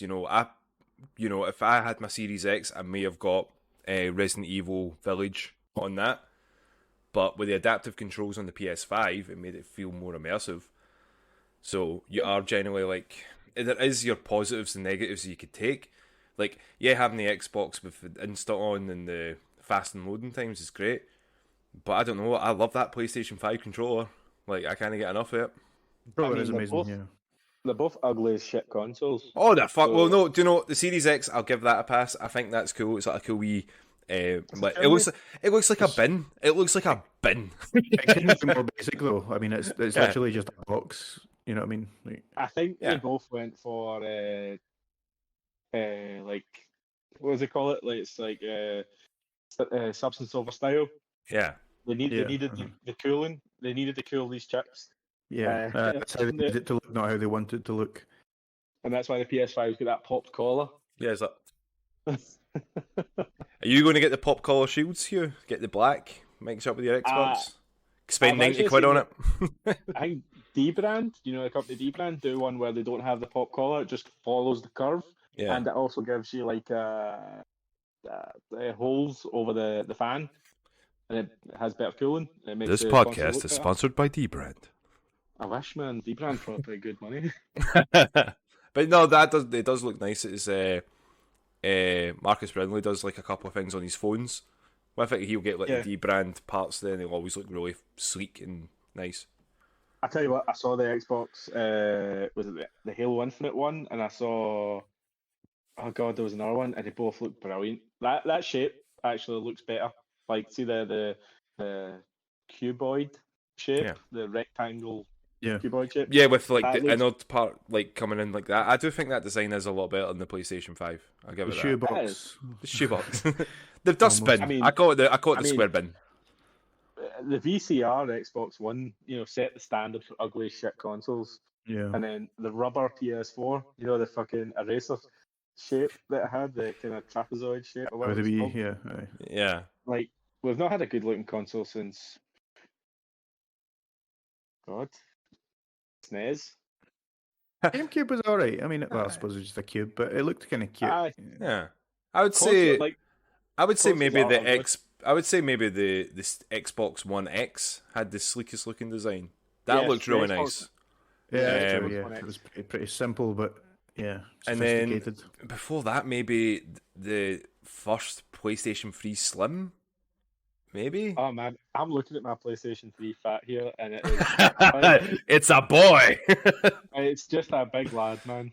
A big unit. I can't get it to fit in my unit properly. So, see if I ever want to play it and have it not break down due to fucking like heat, I have to bring it out. Jesus. And pet it. It'll be all right. It's all right, son. You can load up my emulators. Come on, you can load up that show. I just want to play the Sly trilogy. Come on. You're fuck. Mate, I can't believe people are still playing PlayStation 4 Pros with like the latest games, because mine was taken off, man. Mine was They can't going get a somewhere. 5, mate. They have no choice. Mine was making so many fucking helicopter noises at the end. I was like, this is struggling. Oh no. Struggling big time. So anyway, now that we're talking about games, Hugh, you want to tell us about your kind of top gaming memories? Right. I mean, that was a question as well, but basically just, there. But to start with, guys, we're just going to let you know, Hugh is not going to mention FIFA because he went cold turkey. So he actually managed to do some games. Right. I'm going to spark a gun as well. All right, sorry. So we're good. Is this just this year, mate? 2021, mate. 2021 games. Right. So I'm not going to. A lot of these games came out. If you've played it, have you played it? The games that you've played, your gaming highlights of 2021. So there's about 20 games here, right? So be quick. At the beginning of the year, I beat Gris, which is a lovely little indie game. You know Gris, the 2D platformer? Yeah. I beat Ghost of Tsushima eventually, as Hamish knows. I don't really need to go into that. Just listen to, any podcast from, the first 6 months of this year. I beat Ratchet and Clank this year, the PS4 version. That was really good. I beat it on stream, actually, if he's actually... You did, yeah. You did.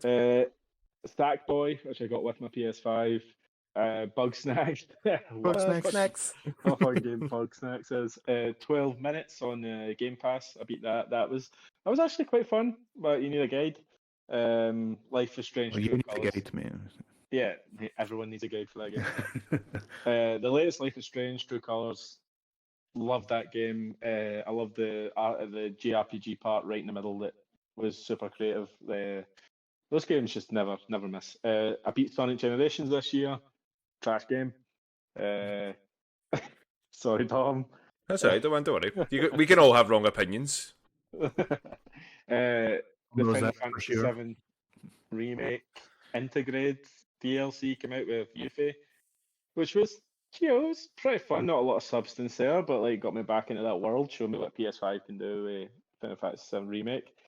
I finally beat Infamous Second Son, which is probably the longest time between achievements ever, or trophies, because I got my first trophy in that in 2014, and then I got my next trophy in 2021. Also, we played a lot of Back 4 Blood. I think about over 10 hours of Back 4 Blood. I don't think we really loved it as much as we thought we were going to. Doki Literature Club. See what I don't get here is you've literally just said the word Doki. How can you not say it a second time? It's not mixing things up. That game was a trip, and I loved it. I'm probably going to play it again soon, actually. Hades. Now I know that's a game we all played, and we all fucking loved. Yeah. Hades was fantastic, and the only reason we all played it this year is because it came to Game Pass. Yeah. A shit ton of these games I'm talking about came to Game Pass. I didn't complete it, but I played a lot of GTA. Have you heard about the sequel to Hades? Hades nuts. Oh man. I played a good bit of GTA San Andreas. Unfortunately, the remastered, definitive, there's no fuck ups here, honestly edition. Forgotten City. Now, that's a fucking game, boys. You need to get on to Forgotten City. I'm gonna try and narrow these down to the top 3 in a minute, but that's definitely enough. Lost Judgment. Now, that's a sequel to Judgment. I played it on the PS5. That is a banger of a game as well. Just so much better than the first one, and I love the first one. I've got it on the PS5 if you want to borrow it off me, because it's fantastic. It uses the map from Yakuza 7, actually. So, Judgment and Yakuza are pretty much the same series. They're not on Game Pass? I don't think Lost Judgment is. It's not. It's too new. Maybe the other ones, maybe. I beat one of the Famicom Detective Club visual novels this year. I really like that. It's super relaxing visual novels, obviously, because there's not a lot of gameplay in there. I mean, that's probably the best one for you because you had to learn to read this year, and then that was able. You know how well read I am, Hamish. I have several of books. Several of them. The last two that are probably going to fight for my best game of the year are Halo Infinite and Metroid Dread. Oh. Like, Metroid Dread was fucking unbelievably good. Like, I didn't expect to love Metroid Dread as much as I did. I talked about it extensively on podcasts before, so I don't really need to go into it. It's Halo, Metroid Dread, and it's between Lost Judgment and Forgotten City. It's Forgotten City. Metroid, Halo, Forgotten City, my top 3 games of the year. They all came out this year as well, actually. Forgotten City maybe is one on the edge because it's been out for a while, but those 3 fucking amazing games. Nice. Did you play Forgotten City or Metroid? Either of you? No, I had to go with the demo. I had to go with the demo for Metroid, and I was like, once I sail the 7 seas, I'll definitely play it. Arr. So, Dom, what do you think? I do like that list, Hugh, but it's missing a lot of good games on it. Nah, no. So, educate us, Dom. Well, as you may know, I basically had been streaming for the full year. I think since January we started. Did not know that. Had no idea. I don't talk about it at all. We started with would you believe, guys, with Among Us. From January, we were still doing the Among Us streams and having a laugh with that. We do need to get back on it. We definitely need to do that again.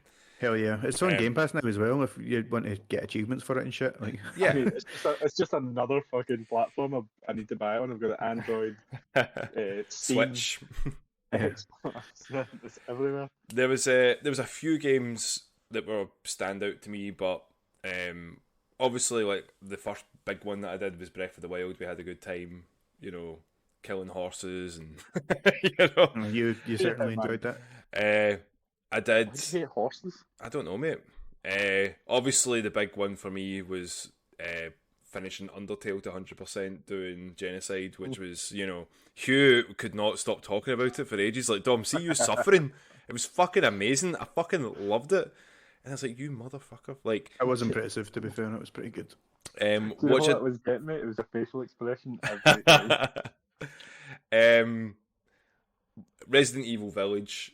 I fucking adored that game. I completed it a bunch. Thankfully, with pulling it on the PS5 and skippable cutscenes, you could just basically grind your level out for it. So, again, I was so happy I managed to get both consoles that I could jump between it. And I felt very spoiled getting that. At the same time, Spiderman with the goddamn Tom Holland face, kind of your favorite, yeah, my fucking favorite. And I really, the controls were a lot better and had that the feel. It makes you feel like Spider-Man. But it was nice to go back to see, like, that was 2 games I kind of revisited with Breath of the Wild and Spider-Man, and both of them still holding up. Was it was refreshing to have that. Comforting, going back to games during that period, going back to games that you enjoy. Yeah. There was obviously Hades was up there. Like, again, you guys, we talked about it for, I think it was like 3 weeks, nearly a month straight, of just how much we played that, and I was like, I still can't get it. I can't fucking beat Hades, and you go, we'll just use this gear. Well, no, again, it was just more that I kept changing weapons, thinking there was a way to do it, and then once you get a system, because you sucked at all the weapons that you picked. You're so bad though, man. Yeah, but then I whipped it, and then I was like, oh, it's as easy as just grinding. Oh, okay. I guess that's why Hugh's good at doing that, because he likes spamming, because he's a big cheater. Okay. Yeah. Do you know what, Dom? Joe, see, because Ross, our friend Ross, friend of the podcast, friend of the podcast, Ross, that will never listen to this. I believe he was a lot worse than you. He couldn't beat Hades for like months, and I kept going, just keep trying. And he's like, I just can't do it. And I'm like, well, you just need to get better. Get good. And yeah, like, what a fucking the music, the characters, the voice acting, the style. Like Hades is up there again. I feel bad because I seen this come out in not Game Pass, on Steam Early Access. I had a wee go of the demo and I loved that. Kev was going to support it, so I was like, okay, well, I'll get a wee go of that, and then he never bought it, so I was like, oh, and then it came out in Game Pass. So it's that game that I really enjoyed, and then yeah, fucking what a game, what a fun time. Game Pass just too good this year. Yeah. Oh hell yeah. 12 minutes, obviously. That was a strange game. I did. Willem Dafoe was in that game. What? Yeah. William Dafoe. Is that William Dafoe. William Dafoe. Daisy Ridley and James McAvoy with an American accent, which Defeats the still the dumbest decision. Yeah. Very strange. And then my boy Toby Fox came back with Deltarune 2. I fucking was all about that, with that soundtrack, that bopping soundtrack all the way through it. Fucking, I loved that. Always fucking bopping.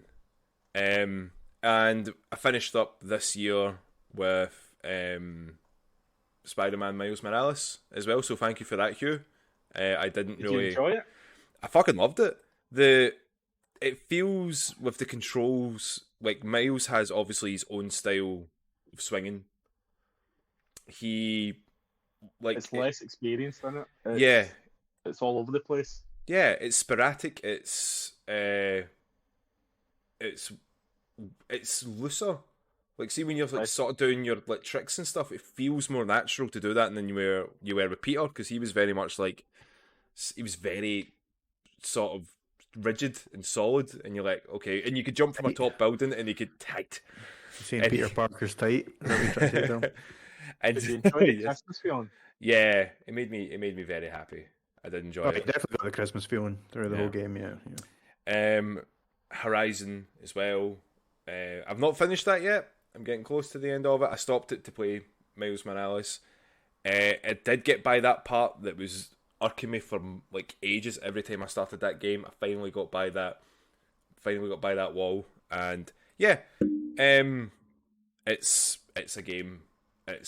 Aloy is a good character. It is a game, yes, well done. But the problem is, I keep thinking this isn't Breath of the Wild, and I got to get that out of my head, because it's not Breath of the Wild, it's Horizon. No, but you're right though. It isn't Breath of the Wild. It's hard. It's hard because I'm like, I can. The same day, did it not? So it must be the same game. It's more because when you see things, that you're like, I can climb that. I can climb. No, I can't climb that. And the good things about that game are the enemies. It's like you seeing the Matrix 4 and thinking, that's not Barney Stinson. It's the analyst, mate. And yeah, so last couple Avengers didn't like. Sonic Adventure. Oh, I was gonna do Sonic Adventure 2, but after playing Sonic Adventure, I was like, oh no, nostalgia's the nostalgia glasses are slipping off, and I don't know how it managed to, because my nose is so big it fell off my face. Oh no, it's just everywhere. I very much like. There was only a few games this year that I was very much disappointed in, or was like, that was a waste of time. Like that Bud game, the Bud Tony Hawk's game, was a pile of wank. Can't even remember the name of it now. Well, we're going to talk about biggest game and disappointment soon. So, yeah. And obviously Halo. Fucking yeah. Okay, that's me, man. I mean, again, like most of the things on my kind of list, you guys have touched on. Top ones have got to be like Halo Infinite. I've not even like finished the story, but going about as Chiefy Chief, just in an open world's my kind of thing. You know what I mean? And even just if it was literally looking at the beta, the fun that we've all had, with like Ross and Jason and stuff like that, and Steven playing the multiplayer has been great. Yeah. It feels like Halo again, if you know what I mean. So that's up there. Miles Morales, fucking loved that. Thought it was brilliant. Mm-hmm. Played it a wee bit before Christmas, but it was still, just as fucking good. Hades, definitely up there. Just a great game. I'm not gonna talk about it too much because we have spoken about it so much, but maybe my number one, Guardians of the Galaxy. It was just and maybe I'm biased because it was recent in my memory, but it was just fucking brilliant. This, the banter, just from the ground up, start to finish, so well made, so well thought of. Everything is just, it's all there. There's no wee bits where you're just kind of like, maybe they should have done this, maybe they should have done that. It's just that it's a complete package. You know what I mean? It's really impressive game. Yeah. Well, I'm so glad that that's the case, man. I've seen a lot of people that are, slowly. I think when we were talking about it last time, that people were just glad it wasn't the Avengers, but I've seen a lot of people buying it on the Black Friday deal and having a lot of great experiences with the game, and saying that it is worth that premium to get it. Just for the music alone, just for the characters, just for the gameplay, it feels like it's an overall great game, a great Marvel game. Yeah, no, absolutely. I struggle to think of anything about it, honestly. Yeah, I'm looking forward to picking it up at some point. I kind of don't want to get it right now. I want to get some time to play that game, because get it when it's right for you. It looks like it was what people wanted the Avengers to be, which is that story based on the characters you love, with the music and the extras that the MCU set up for you. Yeah. No, it definitely feels like maybe not a continuation, but an extension of the MCU Guardians. You know what I mean? It's like you'll hear conversations in the game that you think this could have been lifted just right out of the movie. You know what I mean? It's true to the characters, and it's brilliant. Who knew people just wanted like a 15-hour story-based action game, and they didn't want a super grind fest where you have to like. Who would have thunk it? That's the thing. I mean, you can. It's not linear in the way that your choices don't matter and stuff like that. But it's one mission and then the next mission and then the next mission.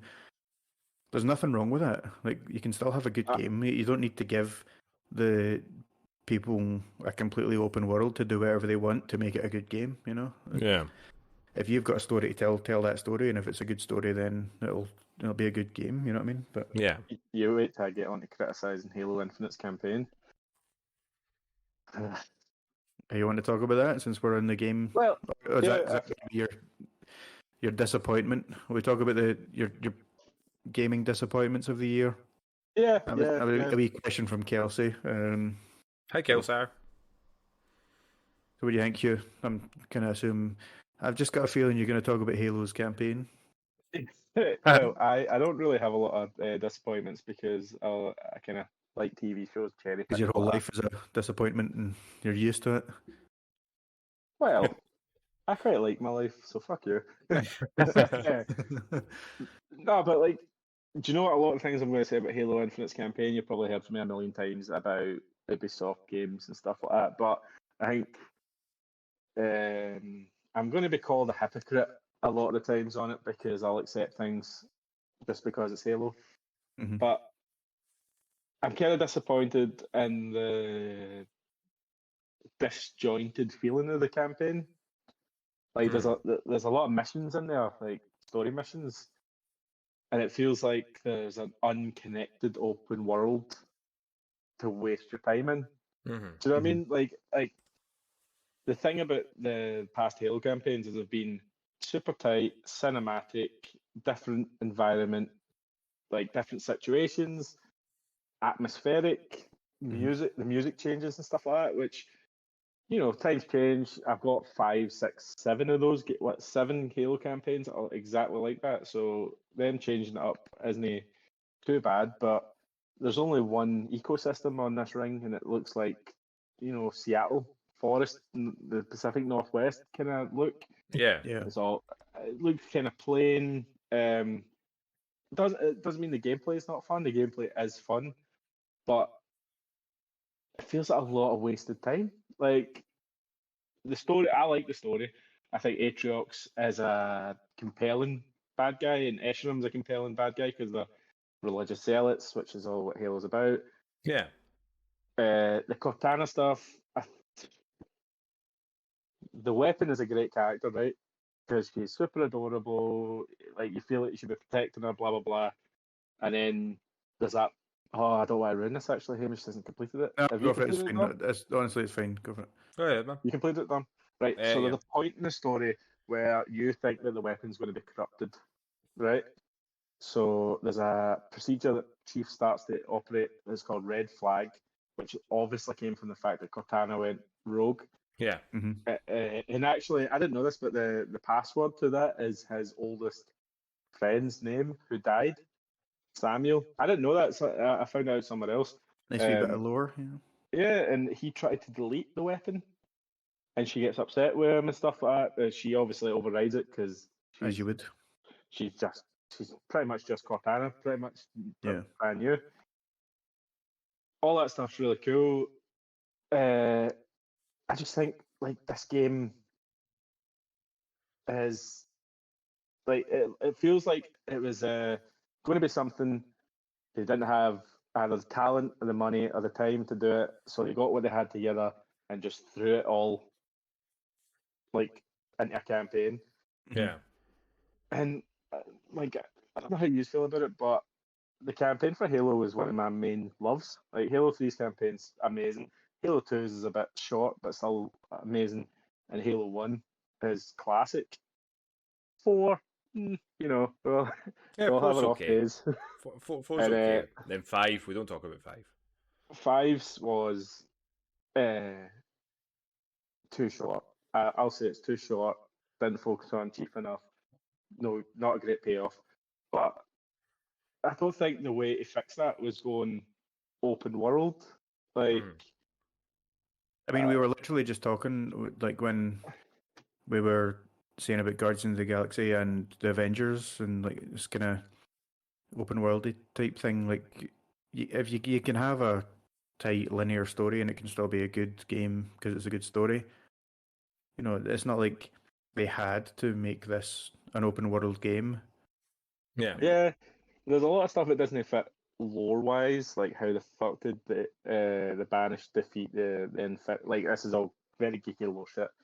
How the fuck did the Banished manage to defeat the Infinity when the Infinity is the fucking biggest ship that humans have ever made?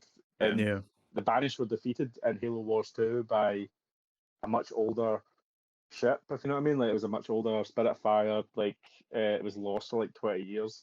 You got one lucky shot, mate. That's all you need. They did a fucking Luke Skywalker. Like, and see, the start of the game starts off with a really badass cutscene. Like a lot of these, like the 343 games do. Mm-hmm. But how would I like to have played that mission? Yeah. You know what I mean? Like how did the Banished defeat the Infinity? Like that's like a human civilization. How did and then you watch Chief get beaten up by Atriox, and you're like, I would have liked to have that be the first battle, and then you lose it. You know, like a shock. You're like, oh shit. Yeah. It's a no-win situation, yeah. It felt disjointed. There was a lot of good shit in there, and I'm hoping, Hamish is probably going to call me out on this. I'll let them get away with this as long as they fix it later. Like I can see in his face, and he's going, "You don't let other games get away with that," but like, yeah, no, I mean, I do get what you like. I'm the same. Like, even like for example with Avengers, I'm kind of like, you know, maybe they'll make it better, so I'll, I'll give them a bit of leeway, but it's just what you like, isn't it? And but do you think that you're giving it a free pass because the multiplayer is so good? Oh, I'm definitely not giving it a free pass. The well, multiplayer is like the multiplayer IP in it. It's not much of a free pass. You're giving them a wee bit of like, okay, if you can fix this, then all right, we'll be okay. Because it's on Game Pass and because Halo Infinite's meant to be a platform and not just a game. Mm-hmm. That's obviously why it's called Infinite. Like they'll just keep adding to it and adding DLC story. Yeah. Because a lot of it feels again disjointed. Like a lot of the bosses, you're like, there's no build up to this. What the fuck? Who's this character? Who's this character? Why is this here? Why should I care if I'm just literally hearing about this guy? You know what I mean? Yeah. And I think a lot of the problem with Halo now is a lot of the lore is outside of the main games. Like you've got to play Halo Wars 1 and 2. You've got to read the books. You've got to read the comics. You've got to watch the fucking Crash TV show. It's like a Star Wars expanded universe kind of thing. Yeah. Yeah, because I didn't get a lot of the different references they were making until I had to Google it. And you shouldn't need to come out a game to understand what a game's talking about. I always think that's very hard to do it, especially Halo. Especially I think a mainstream game like Halo, you're expecting the story to be there. And if they are going to do something like that, then give a wee option at the start, like a recap type thing, like the story so far. Yeah. Previously on Halo. I didn't know who the Banished were or who Atriox was. Yeah. Until I had to Google him, and he was in Halo Wars 2. Yeah, and there's a really badass cutscene in Halo Wars 2 where he fucks up 3 Spartans. Yeah. Which if you read enough Halo, you realise that's ridiculous. Not easy to do. Yeah. There's Atriox, me. That's about the only people that can do that kind of thing. They said they're going to release more DLC. I think it's going to be about Loke. You all remember Loke, your favourite? Yeah, of course. The guy that ruined my birthday. I remember him. There's two Spartan killers. That's a really cool concept that they should bring back. Spartan killers, guys who specifically trained, specifically made to beat Spartans. Yeah, because according to the lore, the Spartans defeat thousands by themselves, obviously, because they're us. Yeah, one-man army. Yeah. So there's these 2 Spartan killer brutes, and one of them has Loke's armor on his armor. He's obviously defeated them and took it. Yeah. But there's no mention of it. So that's probably going to be another story beat. If you beat the game, Atriox reappears at the end to open up this alien race that you find out about during the game. And then there's big parts of the map that are very empty. So I think they're going to bring stuff into that. So that's my problem with the campaign. The campaign's disjointed. A lot of the levels are very similar. But they look very good though. The Forerunner stuff looks really good. It looks very detailed and kind of Halo 3 way. They kind of went away for the Halo 4 look. So that's my issues with the campaign. I am waiting for it to get better. I beat it. It's all right. Okay, give me some more. My problem with the multiplayer is it plays very well, but it's given me less content than I got in games that came out in 2007. Yeah, there's not enough maps. That's I know I got the battle pass because it was $7.99. But why should I have to grind with shitty challenges? Yeah. I don't want to play Oddball. I don't really like Oddball. But you're getting forced to, yeah. I can have a really fucking good game and get bare minimum XP. Because it doesn't look at your kill, your KD ratio or anything like that, yeah. You didn't kill with a specific gun that fucking sucks, so you don't get really anything, yeah. Yeah, it's shitty. And then I mean, I've been pass levels. Yeah, let me just finish this bit. Yep. Some of these back pass levels are giving you one shoulder pad. That's it. Mm-hmm. It's bullshit, and they need to do something about it. It's to get people, coming back for more and more, isn't it? It's a shite grind. Yeah, no, you're completely right. See, with the actual grind, because when people, what you love about the internet is how quickly they can find out the bullshit that they try to do with manipulations for numbers, and they data mine it, and they go, how long would it actually take you to get all the armor and all this stuff for this game? And you know what? It turns out it's a ridiculous amount of hours. But for you to get all the armors, it's going to cost you $1,000. Can you imagine saying to your partner, to your significant other, "Hey, I'm just going to drop 4 figures on a game just so I can have matching shoulder pads and a visor that goes up, or a set of colours or something like that." Last week it was cat ears. Yeah, it's beyond stupid, but you've got to remember that they are in here to make money and it's a business. But the problem is that we can be a wee bit fickle when it comes to games. If you get bored of it and you feel you're not accomplishing anything, I don't know if you're like me, I'll generally drop something very quickly if I'm like, well, this is boring. This is probably why I don't enjoy like Fortnite or Call of Duty now, because it feels like very much like I'm just hitting this wall, and then when I finally get by that wall, there's an even bigger wall in front of me, and then there's an even bigger wall behind that, and it's like, well, this isn't showing how good I am. This is just here so I can get cosmetics. And then fair enough, Halo Infinite is free on Game Pass, but if I bought it, technically not free though, Dom. You are paying for it. It's a subscription service. Yeah, so like that's where you're just like, okay, where do you draw the lines in this bullshit? Where do you say like this, like when it's been ran through like mathematical scales, it's the same thing that happened with EA. Should be a bit more lenient with them because we do like Halo. Is that why we're feeling a bit more? But again, we still have a right to turn around and say, yeah, this is bullshit.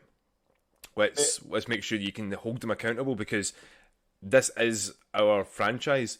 Sure, you make the game, but you know we're the people that are trying to support and tell people to go and play this game. But if you're going to be, you know, asking us to drop 4 figures on fucking cosmetics, then nah, I'm backing out of this.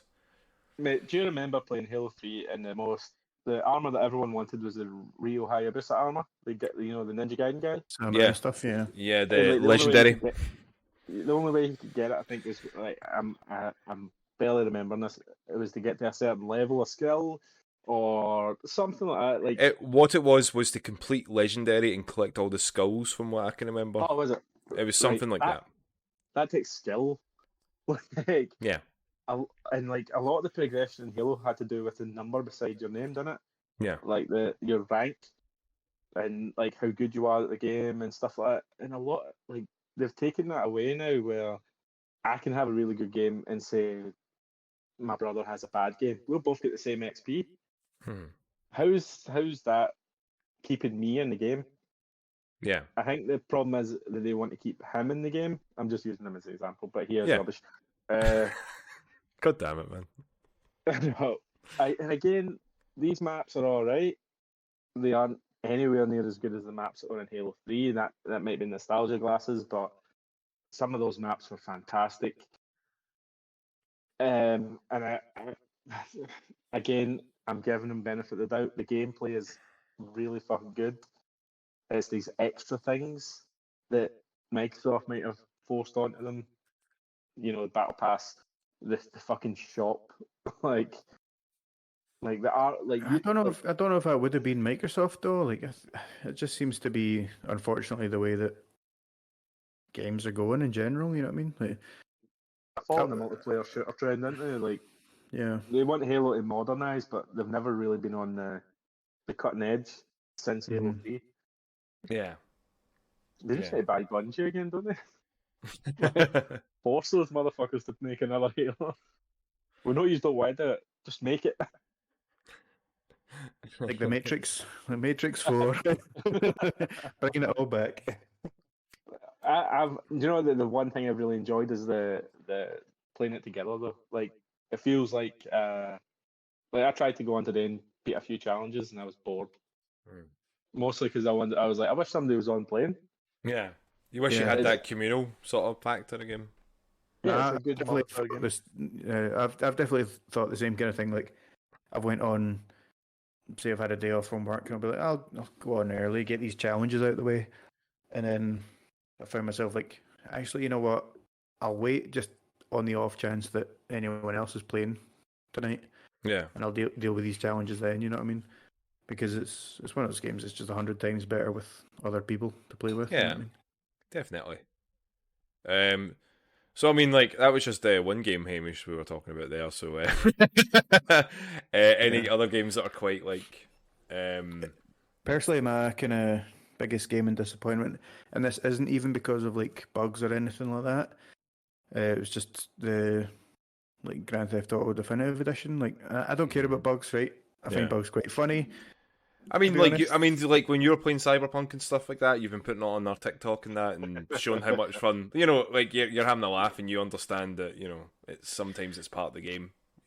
Yeah, I mean, see, as long as a glitch doesn't like erase my fucking like whole save file, like Batman Arkham Knight did, or even if it stops mission progression, as long as there's been a recent autosave, it's not the end of the world. You know what I mean? Yeah. Most of the time, it is just a funny thing.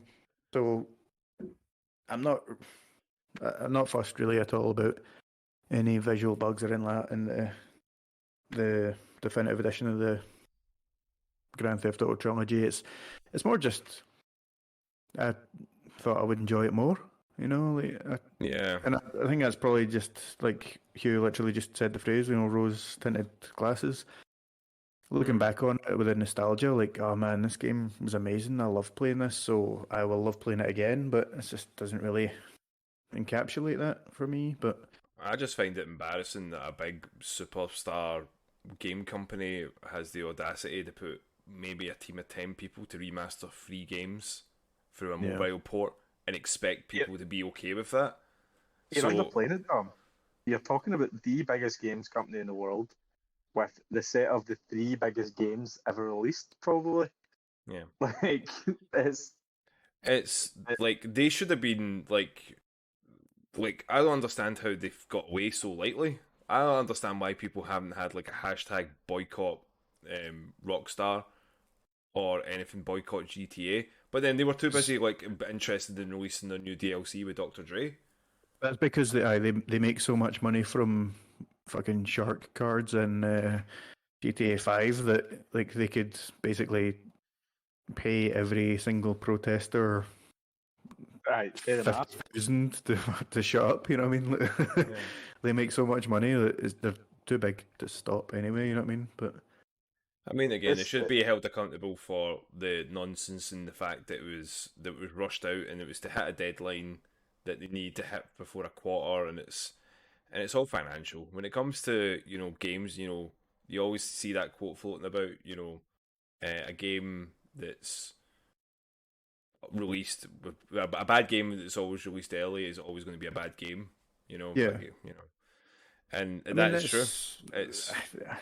It's a tale as old as time, you know what I mean? Like, it's always going to be the way, and that's not excusing, like, oh, well, it's happened before, it'll happen again, so let's not make a big deal out of it. Yeah, again, I think maybe that's just a way of it. Yeah, with CD Projekt Red, like, obviously, with Cyberpunk, that was, like, the biggest laughingstock, and it didn't feel that GTA Definitive Trilogy got the same lambasting it deserved. Yeah. It had like maybe a couple of weeks of it, but it felt like it went on for months with CD Projekt Red. But then that's the difference between this game's coming out and this game has been taking years to get made. I guess that's where you're drawing the line of the hype that's there. At the same time, there was a lot of people that were hyped for this trilogy when it got announced. I did personally thought it went by quite fast. I was like, wait, they've announced the trilogy now? Wait, it's coming out at the end of the year? Wait, it's coming out free in Game Pass? You know what I mean? It was like this. Something doesn't make sense. As well, like GTA 5, it was massive, but it was quite a while, and not that there was a long, it wasn't a short time between Witcher 3 and Cyberpunk, but also, the length that people go on about Witcher 3, myself included, being the best game ever. So it was like the what is the taller? What is it? The taller they are, the bigger they are. Bigger they are. Kind of thing. Yeah, bigger they are, the harder they fall. Yeah. So I'm getting Cyberpunk's hype killed it.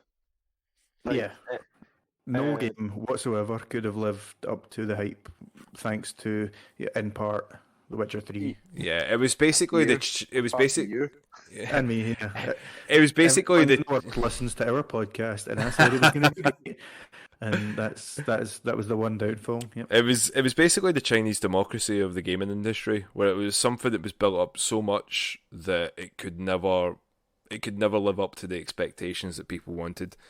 They could optimize it and make it the best game ever, but by the time they would have optimized it for that, it might have been 2 generations too late, which it kind of turned out to be as well. Like, this was originally made for like PS3, PS4, lower grade PCs, to then suddenly have to be put on these brand new consoles that people have no idea how to function. So it's like you feel bad for them, but at the same time, but with Rockstar, they got off too lightly. Rockstar got off lightly because those games have been out for 20 years almost. Hmm. And you can go. I suppose, yeah. That's You can go if I really like. When they released them 20 years ago, it was fine. But like, I think the issue is that the people who would play San Andreas, GTA 3, and that are our age now, Yeah. and we don't have a say like younger people. Like, that's making us sound super old, but we don't have the sway that we used to. You know what I No. mean? No. we're not the main people. Yeah. Like the younger people now assumed that it was shit because We're not those looking for games were Robux. like shit. Yeah. That's about Roblox and a Fortnite. Cyberpunk got shit because it was the most hyped game of the last 5 years. Do you know what the problem? New game. It was meant to have all this shit behind it. Yeah. But... Guys, do you know what the correlation between this is? Keanu Reeves, shit Matrix, shit Cyberpunk. There we are. Yeah. So. How dare you, sir? So anyway, let's get off of the somewhat negative subject. Yeah. And more positive, Hamish. What about a more positive game that you played? Well, the next question, another question from Kelsey, is the best game soundtrack. So she just said best game soundtrack, but think of recent memory. I think I'm gonna have to say it's kind of cheating, but Guardians of the Galaxy is obviously also. But to be fair, right? If that's a cheating answer, hear me out. Hades is also fucking amazing. Like Hades, I literally put on to listen to, like soundtrack, just on Spotify and stuff. So. Hades is great. You can also hear our podcast. Halo Infinite soundtrack is actually really fucking good. A lot of the menu tracks and the level tracks are really atmospheric. It's not. I don't know. This is the problem. I don't know if these have been taken from the older Halo games and kind of remixed. The certainly influences are like it's the same kind of style over the whole time. But yeah. My field answer is Gris. Gris soundtrack was done by an actual producer called Berlinist. All right, okay. I listen to that one quite a lot on Spotify when I'm feeling real depressed about life. It's very sad. So all the time then? Every couple of days. All the time. People are talking to me, I just put it on and just turn it up. Turn off phone, turn on music. Ghost of Tsushima. What kind of music is it? It's piano type music. All right, nice. I'll probably like it then. I'm probably going to say Gris. Gris was probably soundtrack. If it's the one I still listen to, you guys know when you get in my car, it's either Gris or Final Fantasy 15. Yeah. And what were you going to say there as well? Halo? No, I already said Halo. You were going to say something else? Ghost of Tsushima. Ghost of Tsushima. I've been listening to that on vinyl, and it's very fucking good. It's all Japanese instruments that I'm not going to say.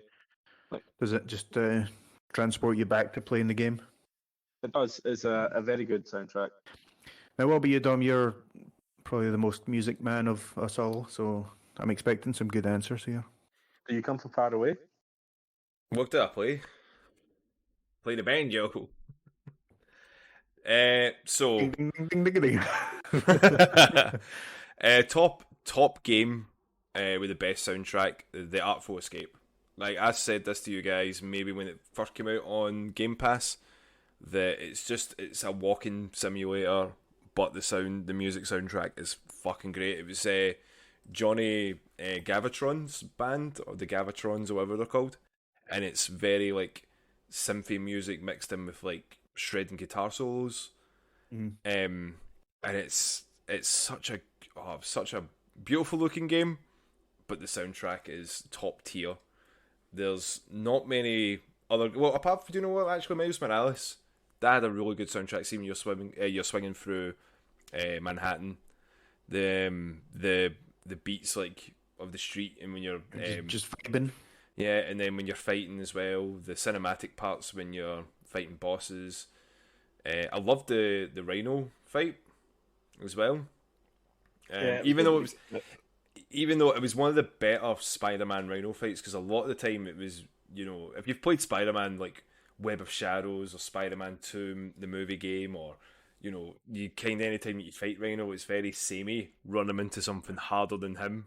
Not only if you played any game whatsoever that has a guy that is like big or runs or whatever, then it's generally going to be that kind of mechanic you need to use to beat him. So. Yeah, Control had a good soundtrack. That was another game that, funnily enough, I didn't really. It's one of those soundtracks that you don't notice it until you walk into a room and there's no music or there's no sound, and you're like, oh, I kind of like that wee tune that was there. I kind of like that. And then obviously the theme song that they had for that when you were just wrecking shit, that came in like near the end of the game. I was like, oh, that's a fucking tune. And then there was that weird one that happened we don't talk about, where the scientist guy starts dancing and sings a song about you, and you're like, right, anyway, next part of the game, please. But that was a few, I would say, that had very memorable soundtracks, and obviously Hades again, up there. That felt had like, especially Hades' theme when you were fighting him, that came like from the pause menu all the way to the end when you're fighting him. Yeah. With like the sort of sitar, lute, harp coming in right in, and the guitar just rocks into it as well. If I could cheat, I would still put like Doom in here somewhere, but I can't cheat. Doom Eternal again, fucking love that soundtrack. But actually, that's a soundtrack I listen to as well, Doom Eternal. That's amazing. But that's soundtracks that you listen to if you're at the gym and you're trying to get a new personal best and you can't quite get it. You turn on the fucking Doom soundtrack and then you like smash it and put on another 30 kilograms. Yeah. And you're holding your arms like that. I can't open the door. Like fuck. There's a song, "The Only Thing They Fear Is You." That is a fucking masterpiece of metal. It's a masterpiece. Yeah. That was a nice question, though. Thank you, Kelsey. Thanks, Kelsey. So, as we are kind of wrapping up, we're looking forward to the year ahead. So, I think we'll leave games to last because, we are kind of mostly about games. So, tell me some TV shows and movies, Hugh, that you're looking forward to in the next year. Do you know any? Go Dom first. No, I said Hugh. Dom. Aye. Well, okay, right. Obviously, the Batman trailer dropped for Robert Pattinson's ones came out. That's, The Bat and the Cat. The Bat and the Cat. So, that looks like it's going to be okay. Again. So that's what you're looking forward to? I'm looking forward to it. Okay stuff. But the problem is it's it's hard to get excited about Batman nowadays, I feel, and it's DC's fault really for not doing something a bit more and different with it. But this does look like it does look interesting. It looks like it could be a bit like Nolan's, but mixed in with a bit more, a much better story, I think, as well. Yeah. Not to say that Nolan's movies weren't great, but they did kind of get a bit samey. Yeah, I mean, it's the same with any property at all. Yeah, that you have that's popular. You get an oversaturation. Yeah, obviously, love Batman, but just, I mean, how different can this be? Yeah, obviously, Spider-Man Across the Spider-Verse Part 1, which got announced. It was Part 1, so that means there could be several parts. So, yeah. Usually what Part 1 means, yeah. Usually they're not going to do a Part 1 and then just leave it. They can't do that to us. That would be funny, though. It would be. Sonic 2. Like, I'm fucking Idris Elba! I can't wait to see him. That was amazing. Alright, Sonic. Alright, Sonic. I'm Idris Elba. So, yeah, again, that first movie was a lot better than I thought it was going to be, so a bit more excited for the sequel. Obviously, Jim Carrey coming back. I'm like, okay, right, at least they've got him for at least another movie. Yeah. He was a great Robotnik in the first one, so... Yeah. Knives Out 2, I think that's November. Daniel Craig, Big Dave's in that as well, so that's going to be great. Interesting. And the I don't want to say this because I might lose you, Hamish. The new Dragon Ball movie will be out next year as well. The only other one I'm thinking, like, it did get delayed because it was supposed to be out this year, and I got a wee bit sad. But Jackass Forever, yeah, that's going to be out next year, and I'm like, okay, let's fucking go. Fun in it. Yeah. But there is plenty to look forward to. Obviously, Hugh's favorite movie is going to be out, I think, the end of 2022. The Crispy Rat Mario movie. Oh yeah. So I forgot about that. And now you're angry again. So yeah, there's a lot because obviously you've got TV, any TV shows? Any TV. Obviously season 2 of Loki. That'll be a fucking... I can't wait for that because after the movies with the Multiverse of Madness and stuff, Obi-Wan Kenobi's out as well. Peacemaker's going to be out. The new season of The Boys, Mandalorian. That's me just like, hold on, is there anything... Well, the big hitters, yeah. Yeah, I'm like, hold on, is there actually anything? Give me a second. It's a banger of a year, man. Honestly, like, these are the ones that'll be getting, held back. And, like, that Peacemaker I didn't expect to be made as fast, but, like, they did say that they were kind of filming that during the movie as well, and I'm like, fucking good for Big John Cena. Good for him. Definitely. He's a very funny man. I think She-Hulk's going to be out then as well. She-Hulk, yeah. Moon Knight also. I'm looking forward to Moon Knight. That's going to be next year. What do you think of the How I Met Your Father?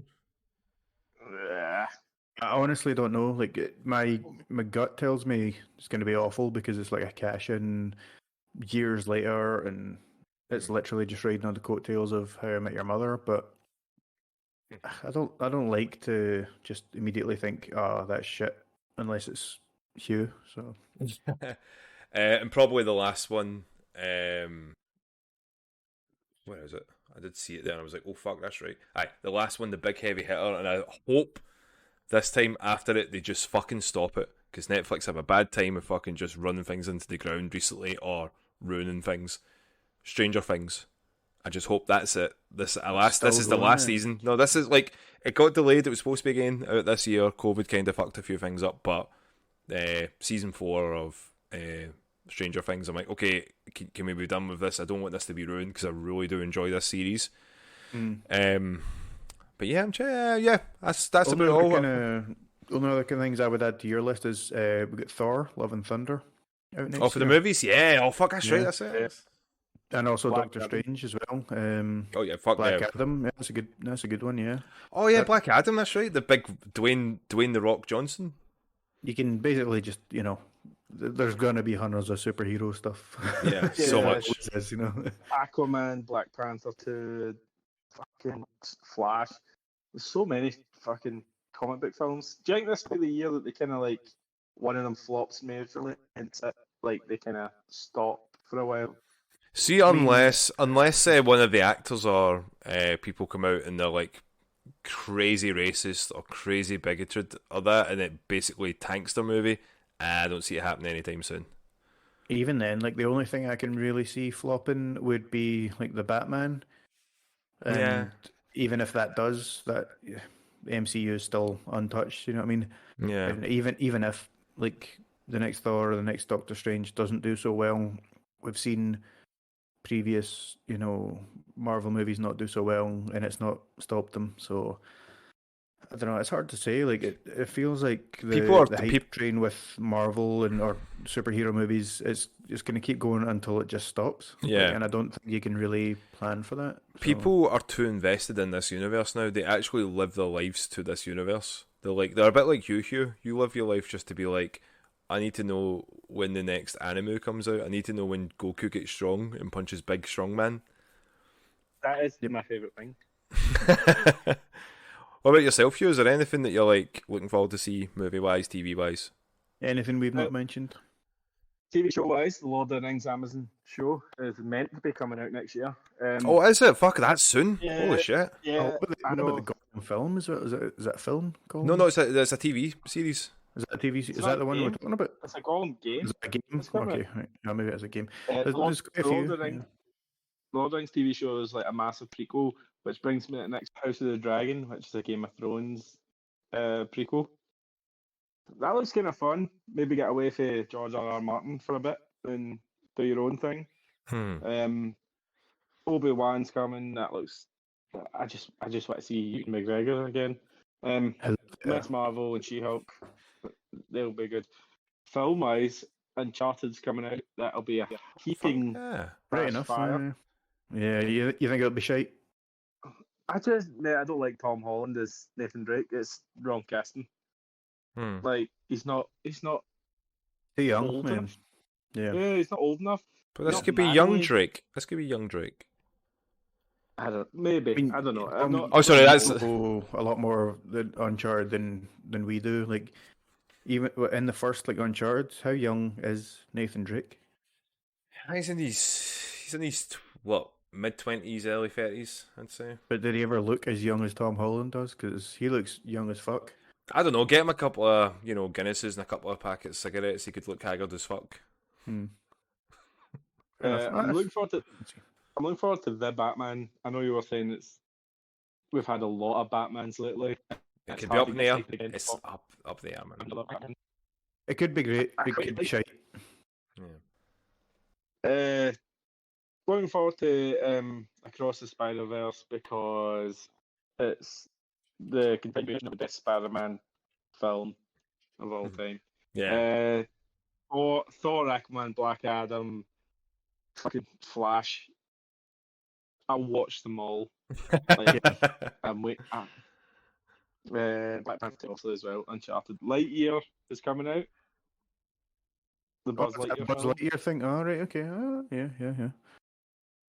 That's going to be a heaping pile of trash as well. Wait, who's his voice again? Who's Buzz Lightyear's voice again? Wasn't Chris Evans? Is it Chris Evans? Yeah. Yeah, that'll be okay. Yeah. Last one, John Wick 4. John Wick 4. Yeah, nice. Yeah, I forgot about that as well, actually. Cool. Yeah. So again, we are kind of mostly gaming podcast. So, Kelsey asked most anticipated most anticipated game for the next year. So, personally, I'm thinking can't wait for Ragnarok. I think that'll be amazing. God of War was fucking incredible. Or I've also and I'm not a big Harry Potter fan, but Hogwarts Legacy looks really impressive. Maybe Elden Ring as well, but yeah, those kind of things I'm thinking. What about you, Dom? So I don't want to say this. It's going to be Game of the Year right away, and it's not going to shock anyone when I say it. Breath of the Wild 2. That is going to be out 2022. It'll probably be the fucking arse end of it, but I don't care. It won't be my Game of the Year. And bold claim. It's a bold claim. I'm just calling it. I'm swinging for the fences, so I'm just going to go for it. I am looking forward to Ghostwire Tokyo. Anytime that I've seen more footage of that game, I get more excited with it, because when we first seen it, it was like, oh, that's Tokyo, and then it was all first person and all spooky stuff. I'm like, okay, yeah, give me that. I need that in my veins. I need it right now. Anyways, did you know me and Dom have been to Japan? Wait, when was this? Obviously. Well, hold on, Dom. Hold on. We went through a couple of years of this podcast. We've not mentioned it once. I've just learned a massive thing I didn't know about you guys here. God of War Ragnarok as well. Horizon Forbidden West. Is it Shifu? That one that's Sifu, yeah. Yeah. So that where you die and then you come back older but stronger. Yeah. That looks like it's going to be a great game. I've been hearing a lot about Dying Light and Dying Light 2, because that's been delayed, and I've heard a few people say that Dying Light 2 is going to basically, bring back the zombie franchise in a positive way rather than being, like just hordes all the time and stuff. Iron Light was really fun. I thought that was awesome. That was great gameplay. Like parkour and zombies, that's all you need, man. Yeah. So yeah, optimistic for that. Yeah. Yeah. But I'm more interested to see what maybe indie games that will be coming out as well, because there wasn't many solid indie games this year. I did feel like we were kind of let down a lot with that with Game Pass, but I think that's because Game Pass were doing quite a lot of like main. They were like, we've bought this studio, we've bought that studio, we've got all their fucking licenses, and you're like, all right, okay, but what about the wee indie guys that did like the Untitled Goose Game and stuff? You know what I mean? Like the wee wee fun games that you'll talk about and have a laugh with. Like, no, yeah, exactly. Honky Thatcher's did. Is Stray, is that out this year? Well, I was going to say that. Yeah, 2022. I'm looking it forward to doesn't that. actually have a release date yet. Yeah, you get to live Cool. as a cat. Is that like a crime-solving cat or something? Yeah. But yeah, there's not much. Hamish should stream that. Yeah, Hamish should. There's not much. Oh, Definitely. yes, there is. Goddamn Windjammers 2.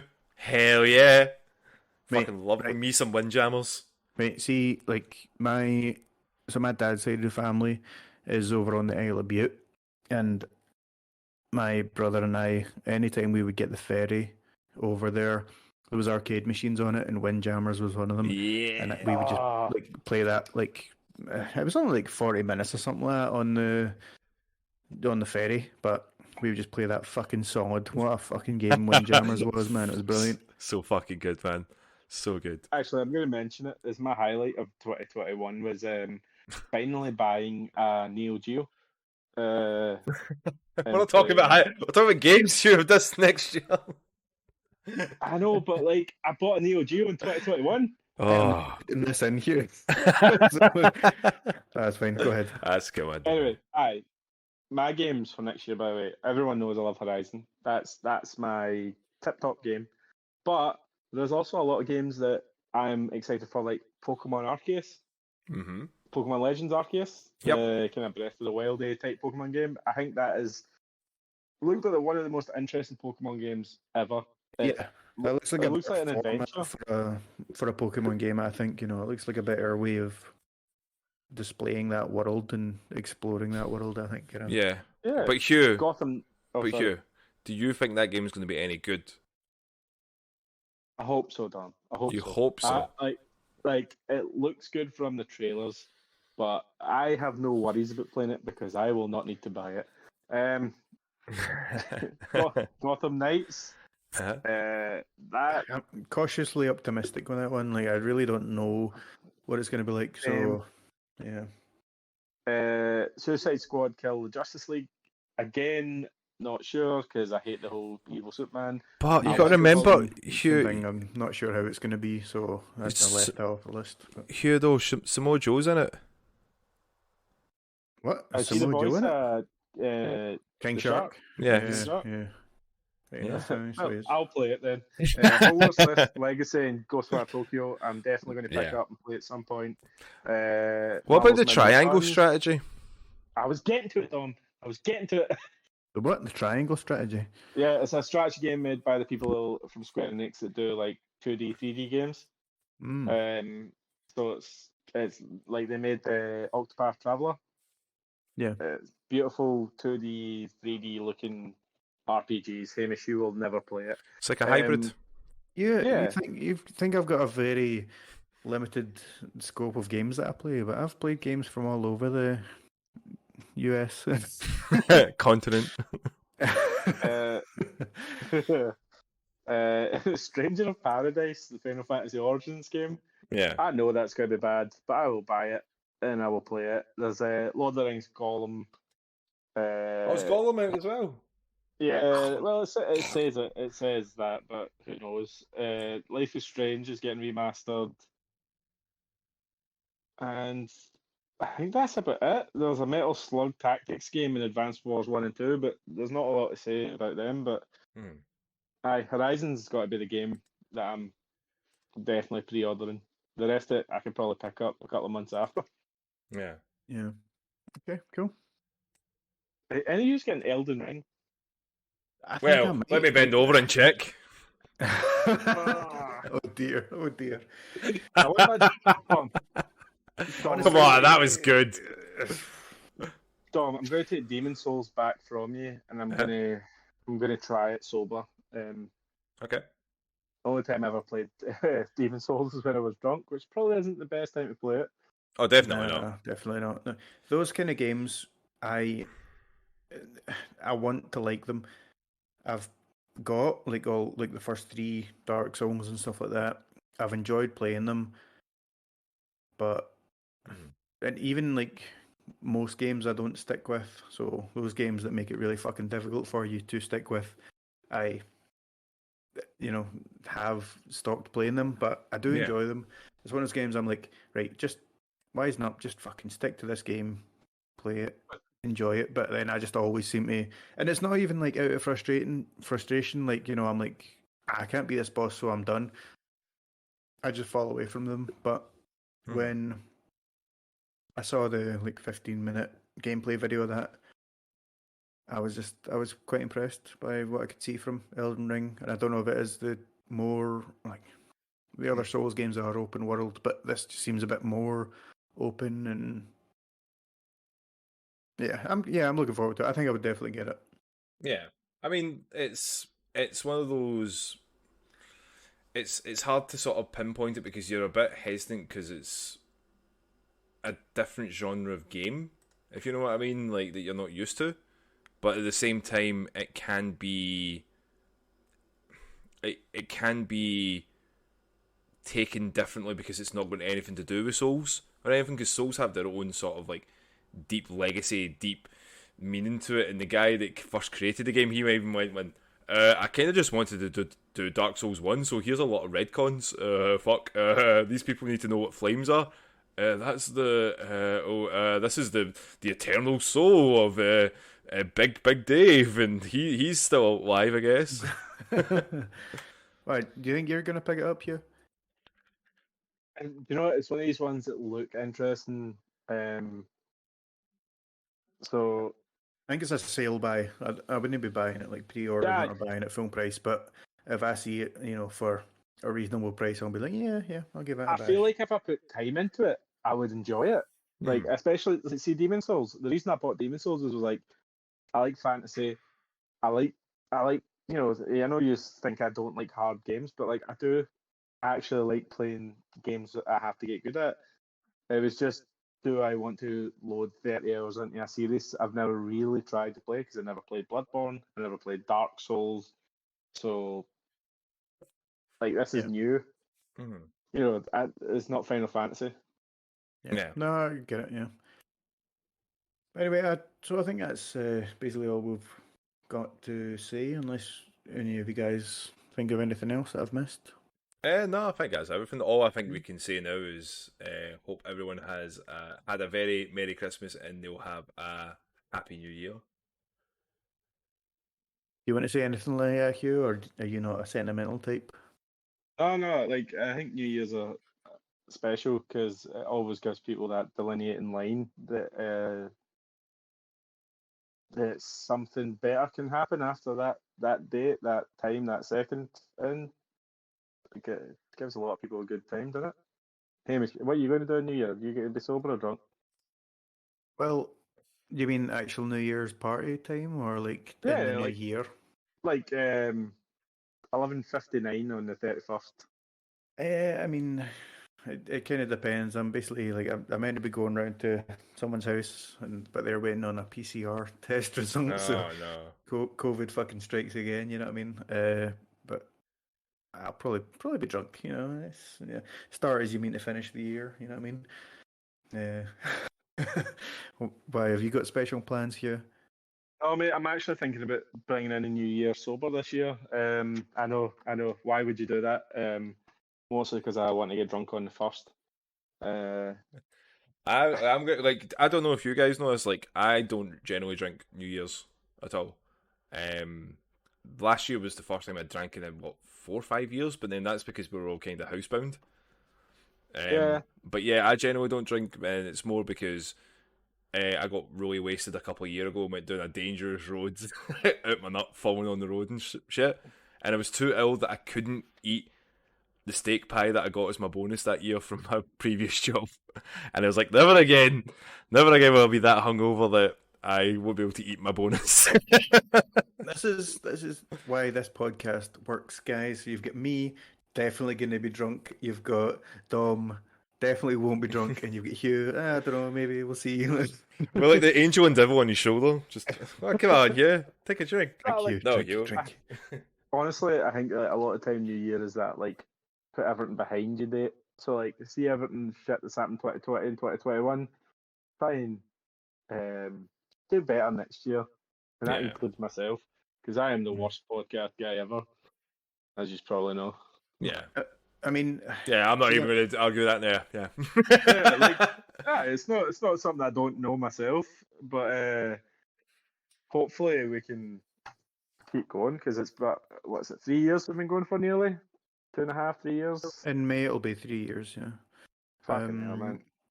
I mean, like, see, on the one hand, I don't like the whole. Oh, as soon as it turns to January 1st, I'm going to be this whole different person, because if you really want to change, then just change, just do it. You know what I mean? But at the same time, if that's how people like to track their progress and that helps them become a better person, you know, or change in a positive way, then absolutely do it. Yeah. It is a good kind of clean slate for anybody. So, you know, if any listeners have a New Year's resolution, then go for it. If it's going to be a positive change, absolutely. Yeah, definitely. Yeah, and if it means that Hugh's going to actually fucking show up to some podcasts, then yeah, go for that as well. I'm looking for a transfer to the Joe Rogan podcast, to be honest. I'm going to be the new Jamie. I'm going to pull shit up. All right, I'm going to the Always Sunny podcast. Yeah, you see, to pull shit up, Hugh, you need to actually show up first. Tom, you sound like my boss. Are you anything that you're looking forward to in the new year? Like, otherwise, not like just in life in general. Going abroad, honestly, we've not been abroad since we went to Japan. Don't tell Hamish, but like, what? I'm excited to for hoping this pandemic peters off, hopefully, and we can go explore again. Yeah, it felt like it did feel like that was happening and it was coming to the end, and yeah, I think this is it. There's no other option, man. Fucking get it over with. I'm done. With me, I am looking forward to a slightly different location. I will be moving to Glasgow in a few months.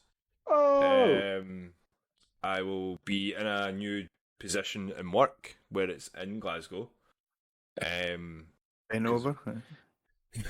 Show my Elden Ring. Are we ever going to see you again, Tom? No, you will see me. Don't worry. Like, that's one of the reasons. Are you going to travel to Dumbarton to do the podcast? Well, yeah, I would do that. Like, but see, if I have to travel to a location and motherfucker I'm just sleeping, I'll be knocking down your door because I know it won't be Hamish. I know it will be you. Man, sometimes I need to sleep. You're like a fucking bear, man. You just hibernate. Oh, relax, mate. But yeah, moving to Glasgow, moving in with Angie. Yeah, so looking forward to that this year and seeing where I can go in my career, but also looking forward to the next year's streaming as well. I felt like there was a lot of games I completed on stream, a lot of content, and I'm like, shit. With this content that I've got saved, maybe I should fucking edit it and upload it somewhere. If only we had a YouTube channel we should open up to. Whoops. But yeah, looking a wee bit more forward to getting a bit more routine, I would say, with that, and streaming a bit more, a better variety of games. Yeah, so that's what I'm looking forward to. What about yourself, Hamish? Well, I mean, first of all, I'd just like to say I hope, all the best for you in your moving in with Angie and the location and stuff like that. And it was to get away from Hugh mostly, if I'm going to be honest. Yeah, definitely. We I can each other. smell them from here. So we'll literally. Hey, I just got to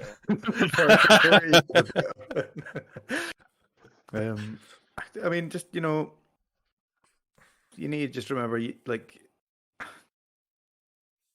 take care of yourself. You don't have plot armor. Like, it's nice to think, like, I can do whatever I want. I'm the main character of my story, so I'm not gonna die or anything like that. So that's not true. So just take care of myself a bit better. Like, I used to be pretty fit and healthy, and I've just let that go way by the wayside. So need to get that under control. And that might not sound very fun, but just like more kind of not that the podcast and streaming is not fun, but get a bit more serious about that. Serious isn't the right word. More dedicated, Yeah, I think that's the right word. It's gonna be fun, and we could do more because we do have a lot of avenues and outlets and stuff like that. And She was like, I agree. I spoke to Hamish about this before, but wanting to stream more and stuff, and it's just like a little block you've got if you don't do it for a while. You're like, but I don't know, like, what if no one turns up?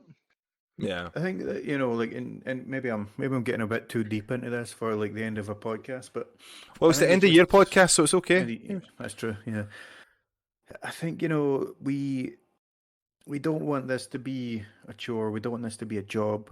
Mm-hmm. We want this to be fun. But then when you don't take it seriously, it's very easy to be lax and to like, well, we never recorded this time, so fuck it, doesn't matter. So finding that balance, I suppose, would be ideal this year. You know what I mean? Just was keeping it fun, keeping it regular. Mixing up the format a wee bit, maybe. Yeah, trying some new things, getting ourselves out there. Yeah, maybe recording in new locations as well. Ooh. If any of our dear listeners are still listening, unlikely at this time. If you have any ideas of what you would like to see or hear, then certainly get involved. Let us know. We're always up for criticism, unless it's about me. But if it's about Hugh or Dom, then I welcome that. Criticize away! That's not funny, Hamish. Well, it's true, though. So. That's funny. So for the final time of the year, lads, Dom, would you like to say goodbye to our listeners? Goodbye, everyone, and have a fantastic 2022. Hugh? Goodbye, everyone.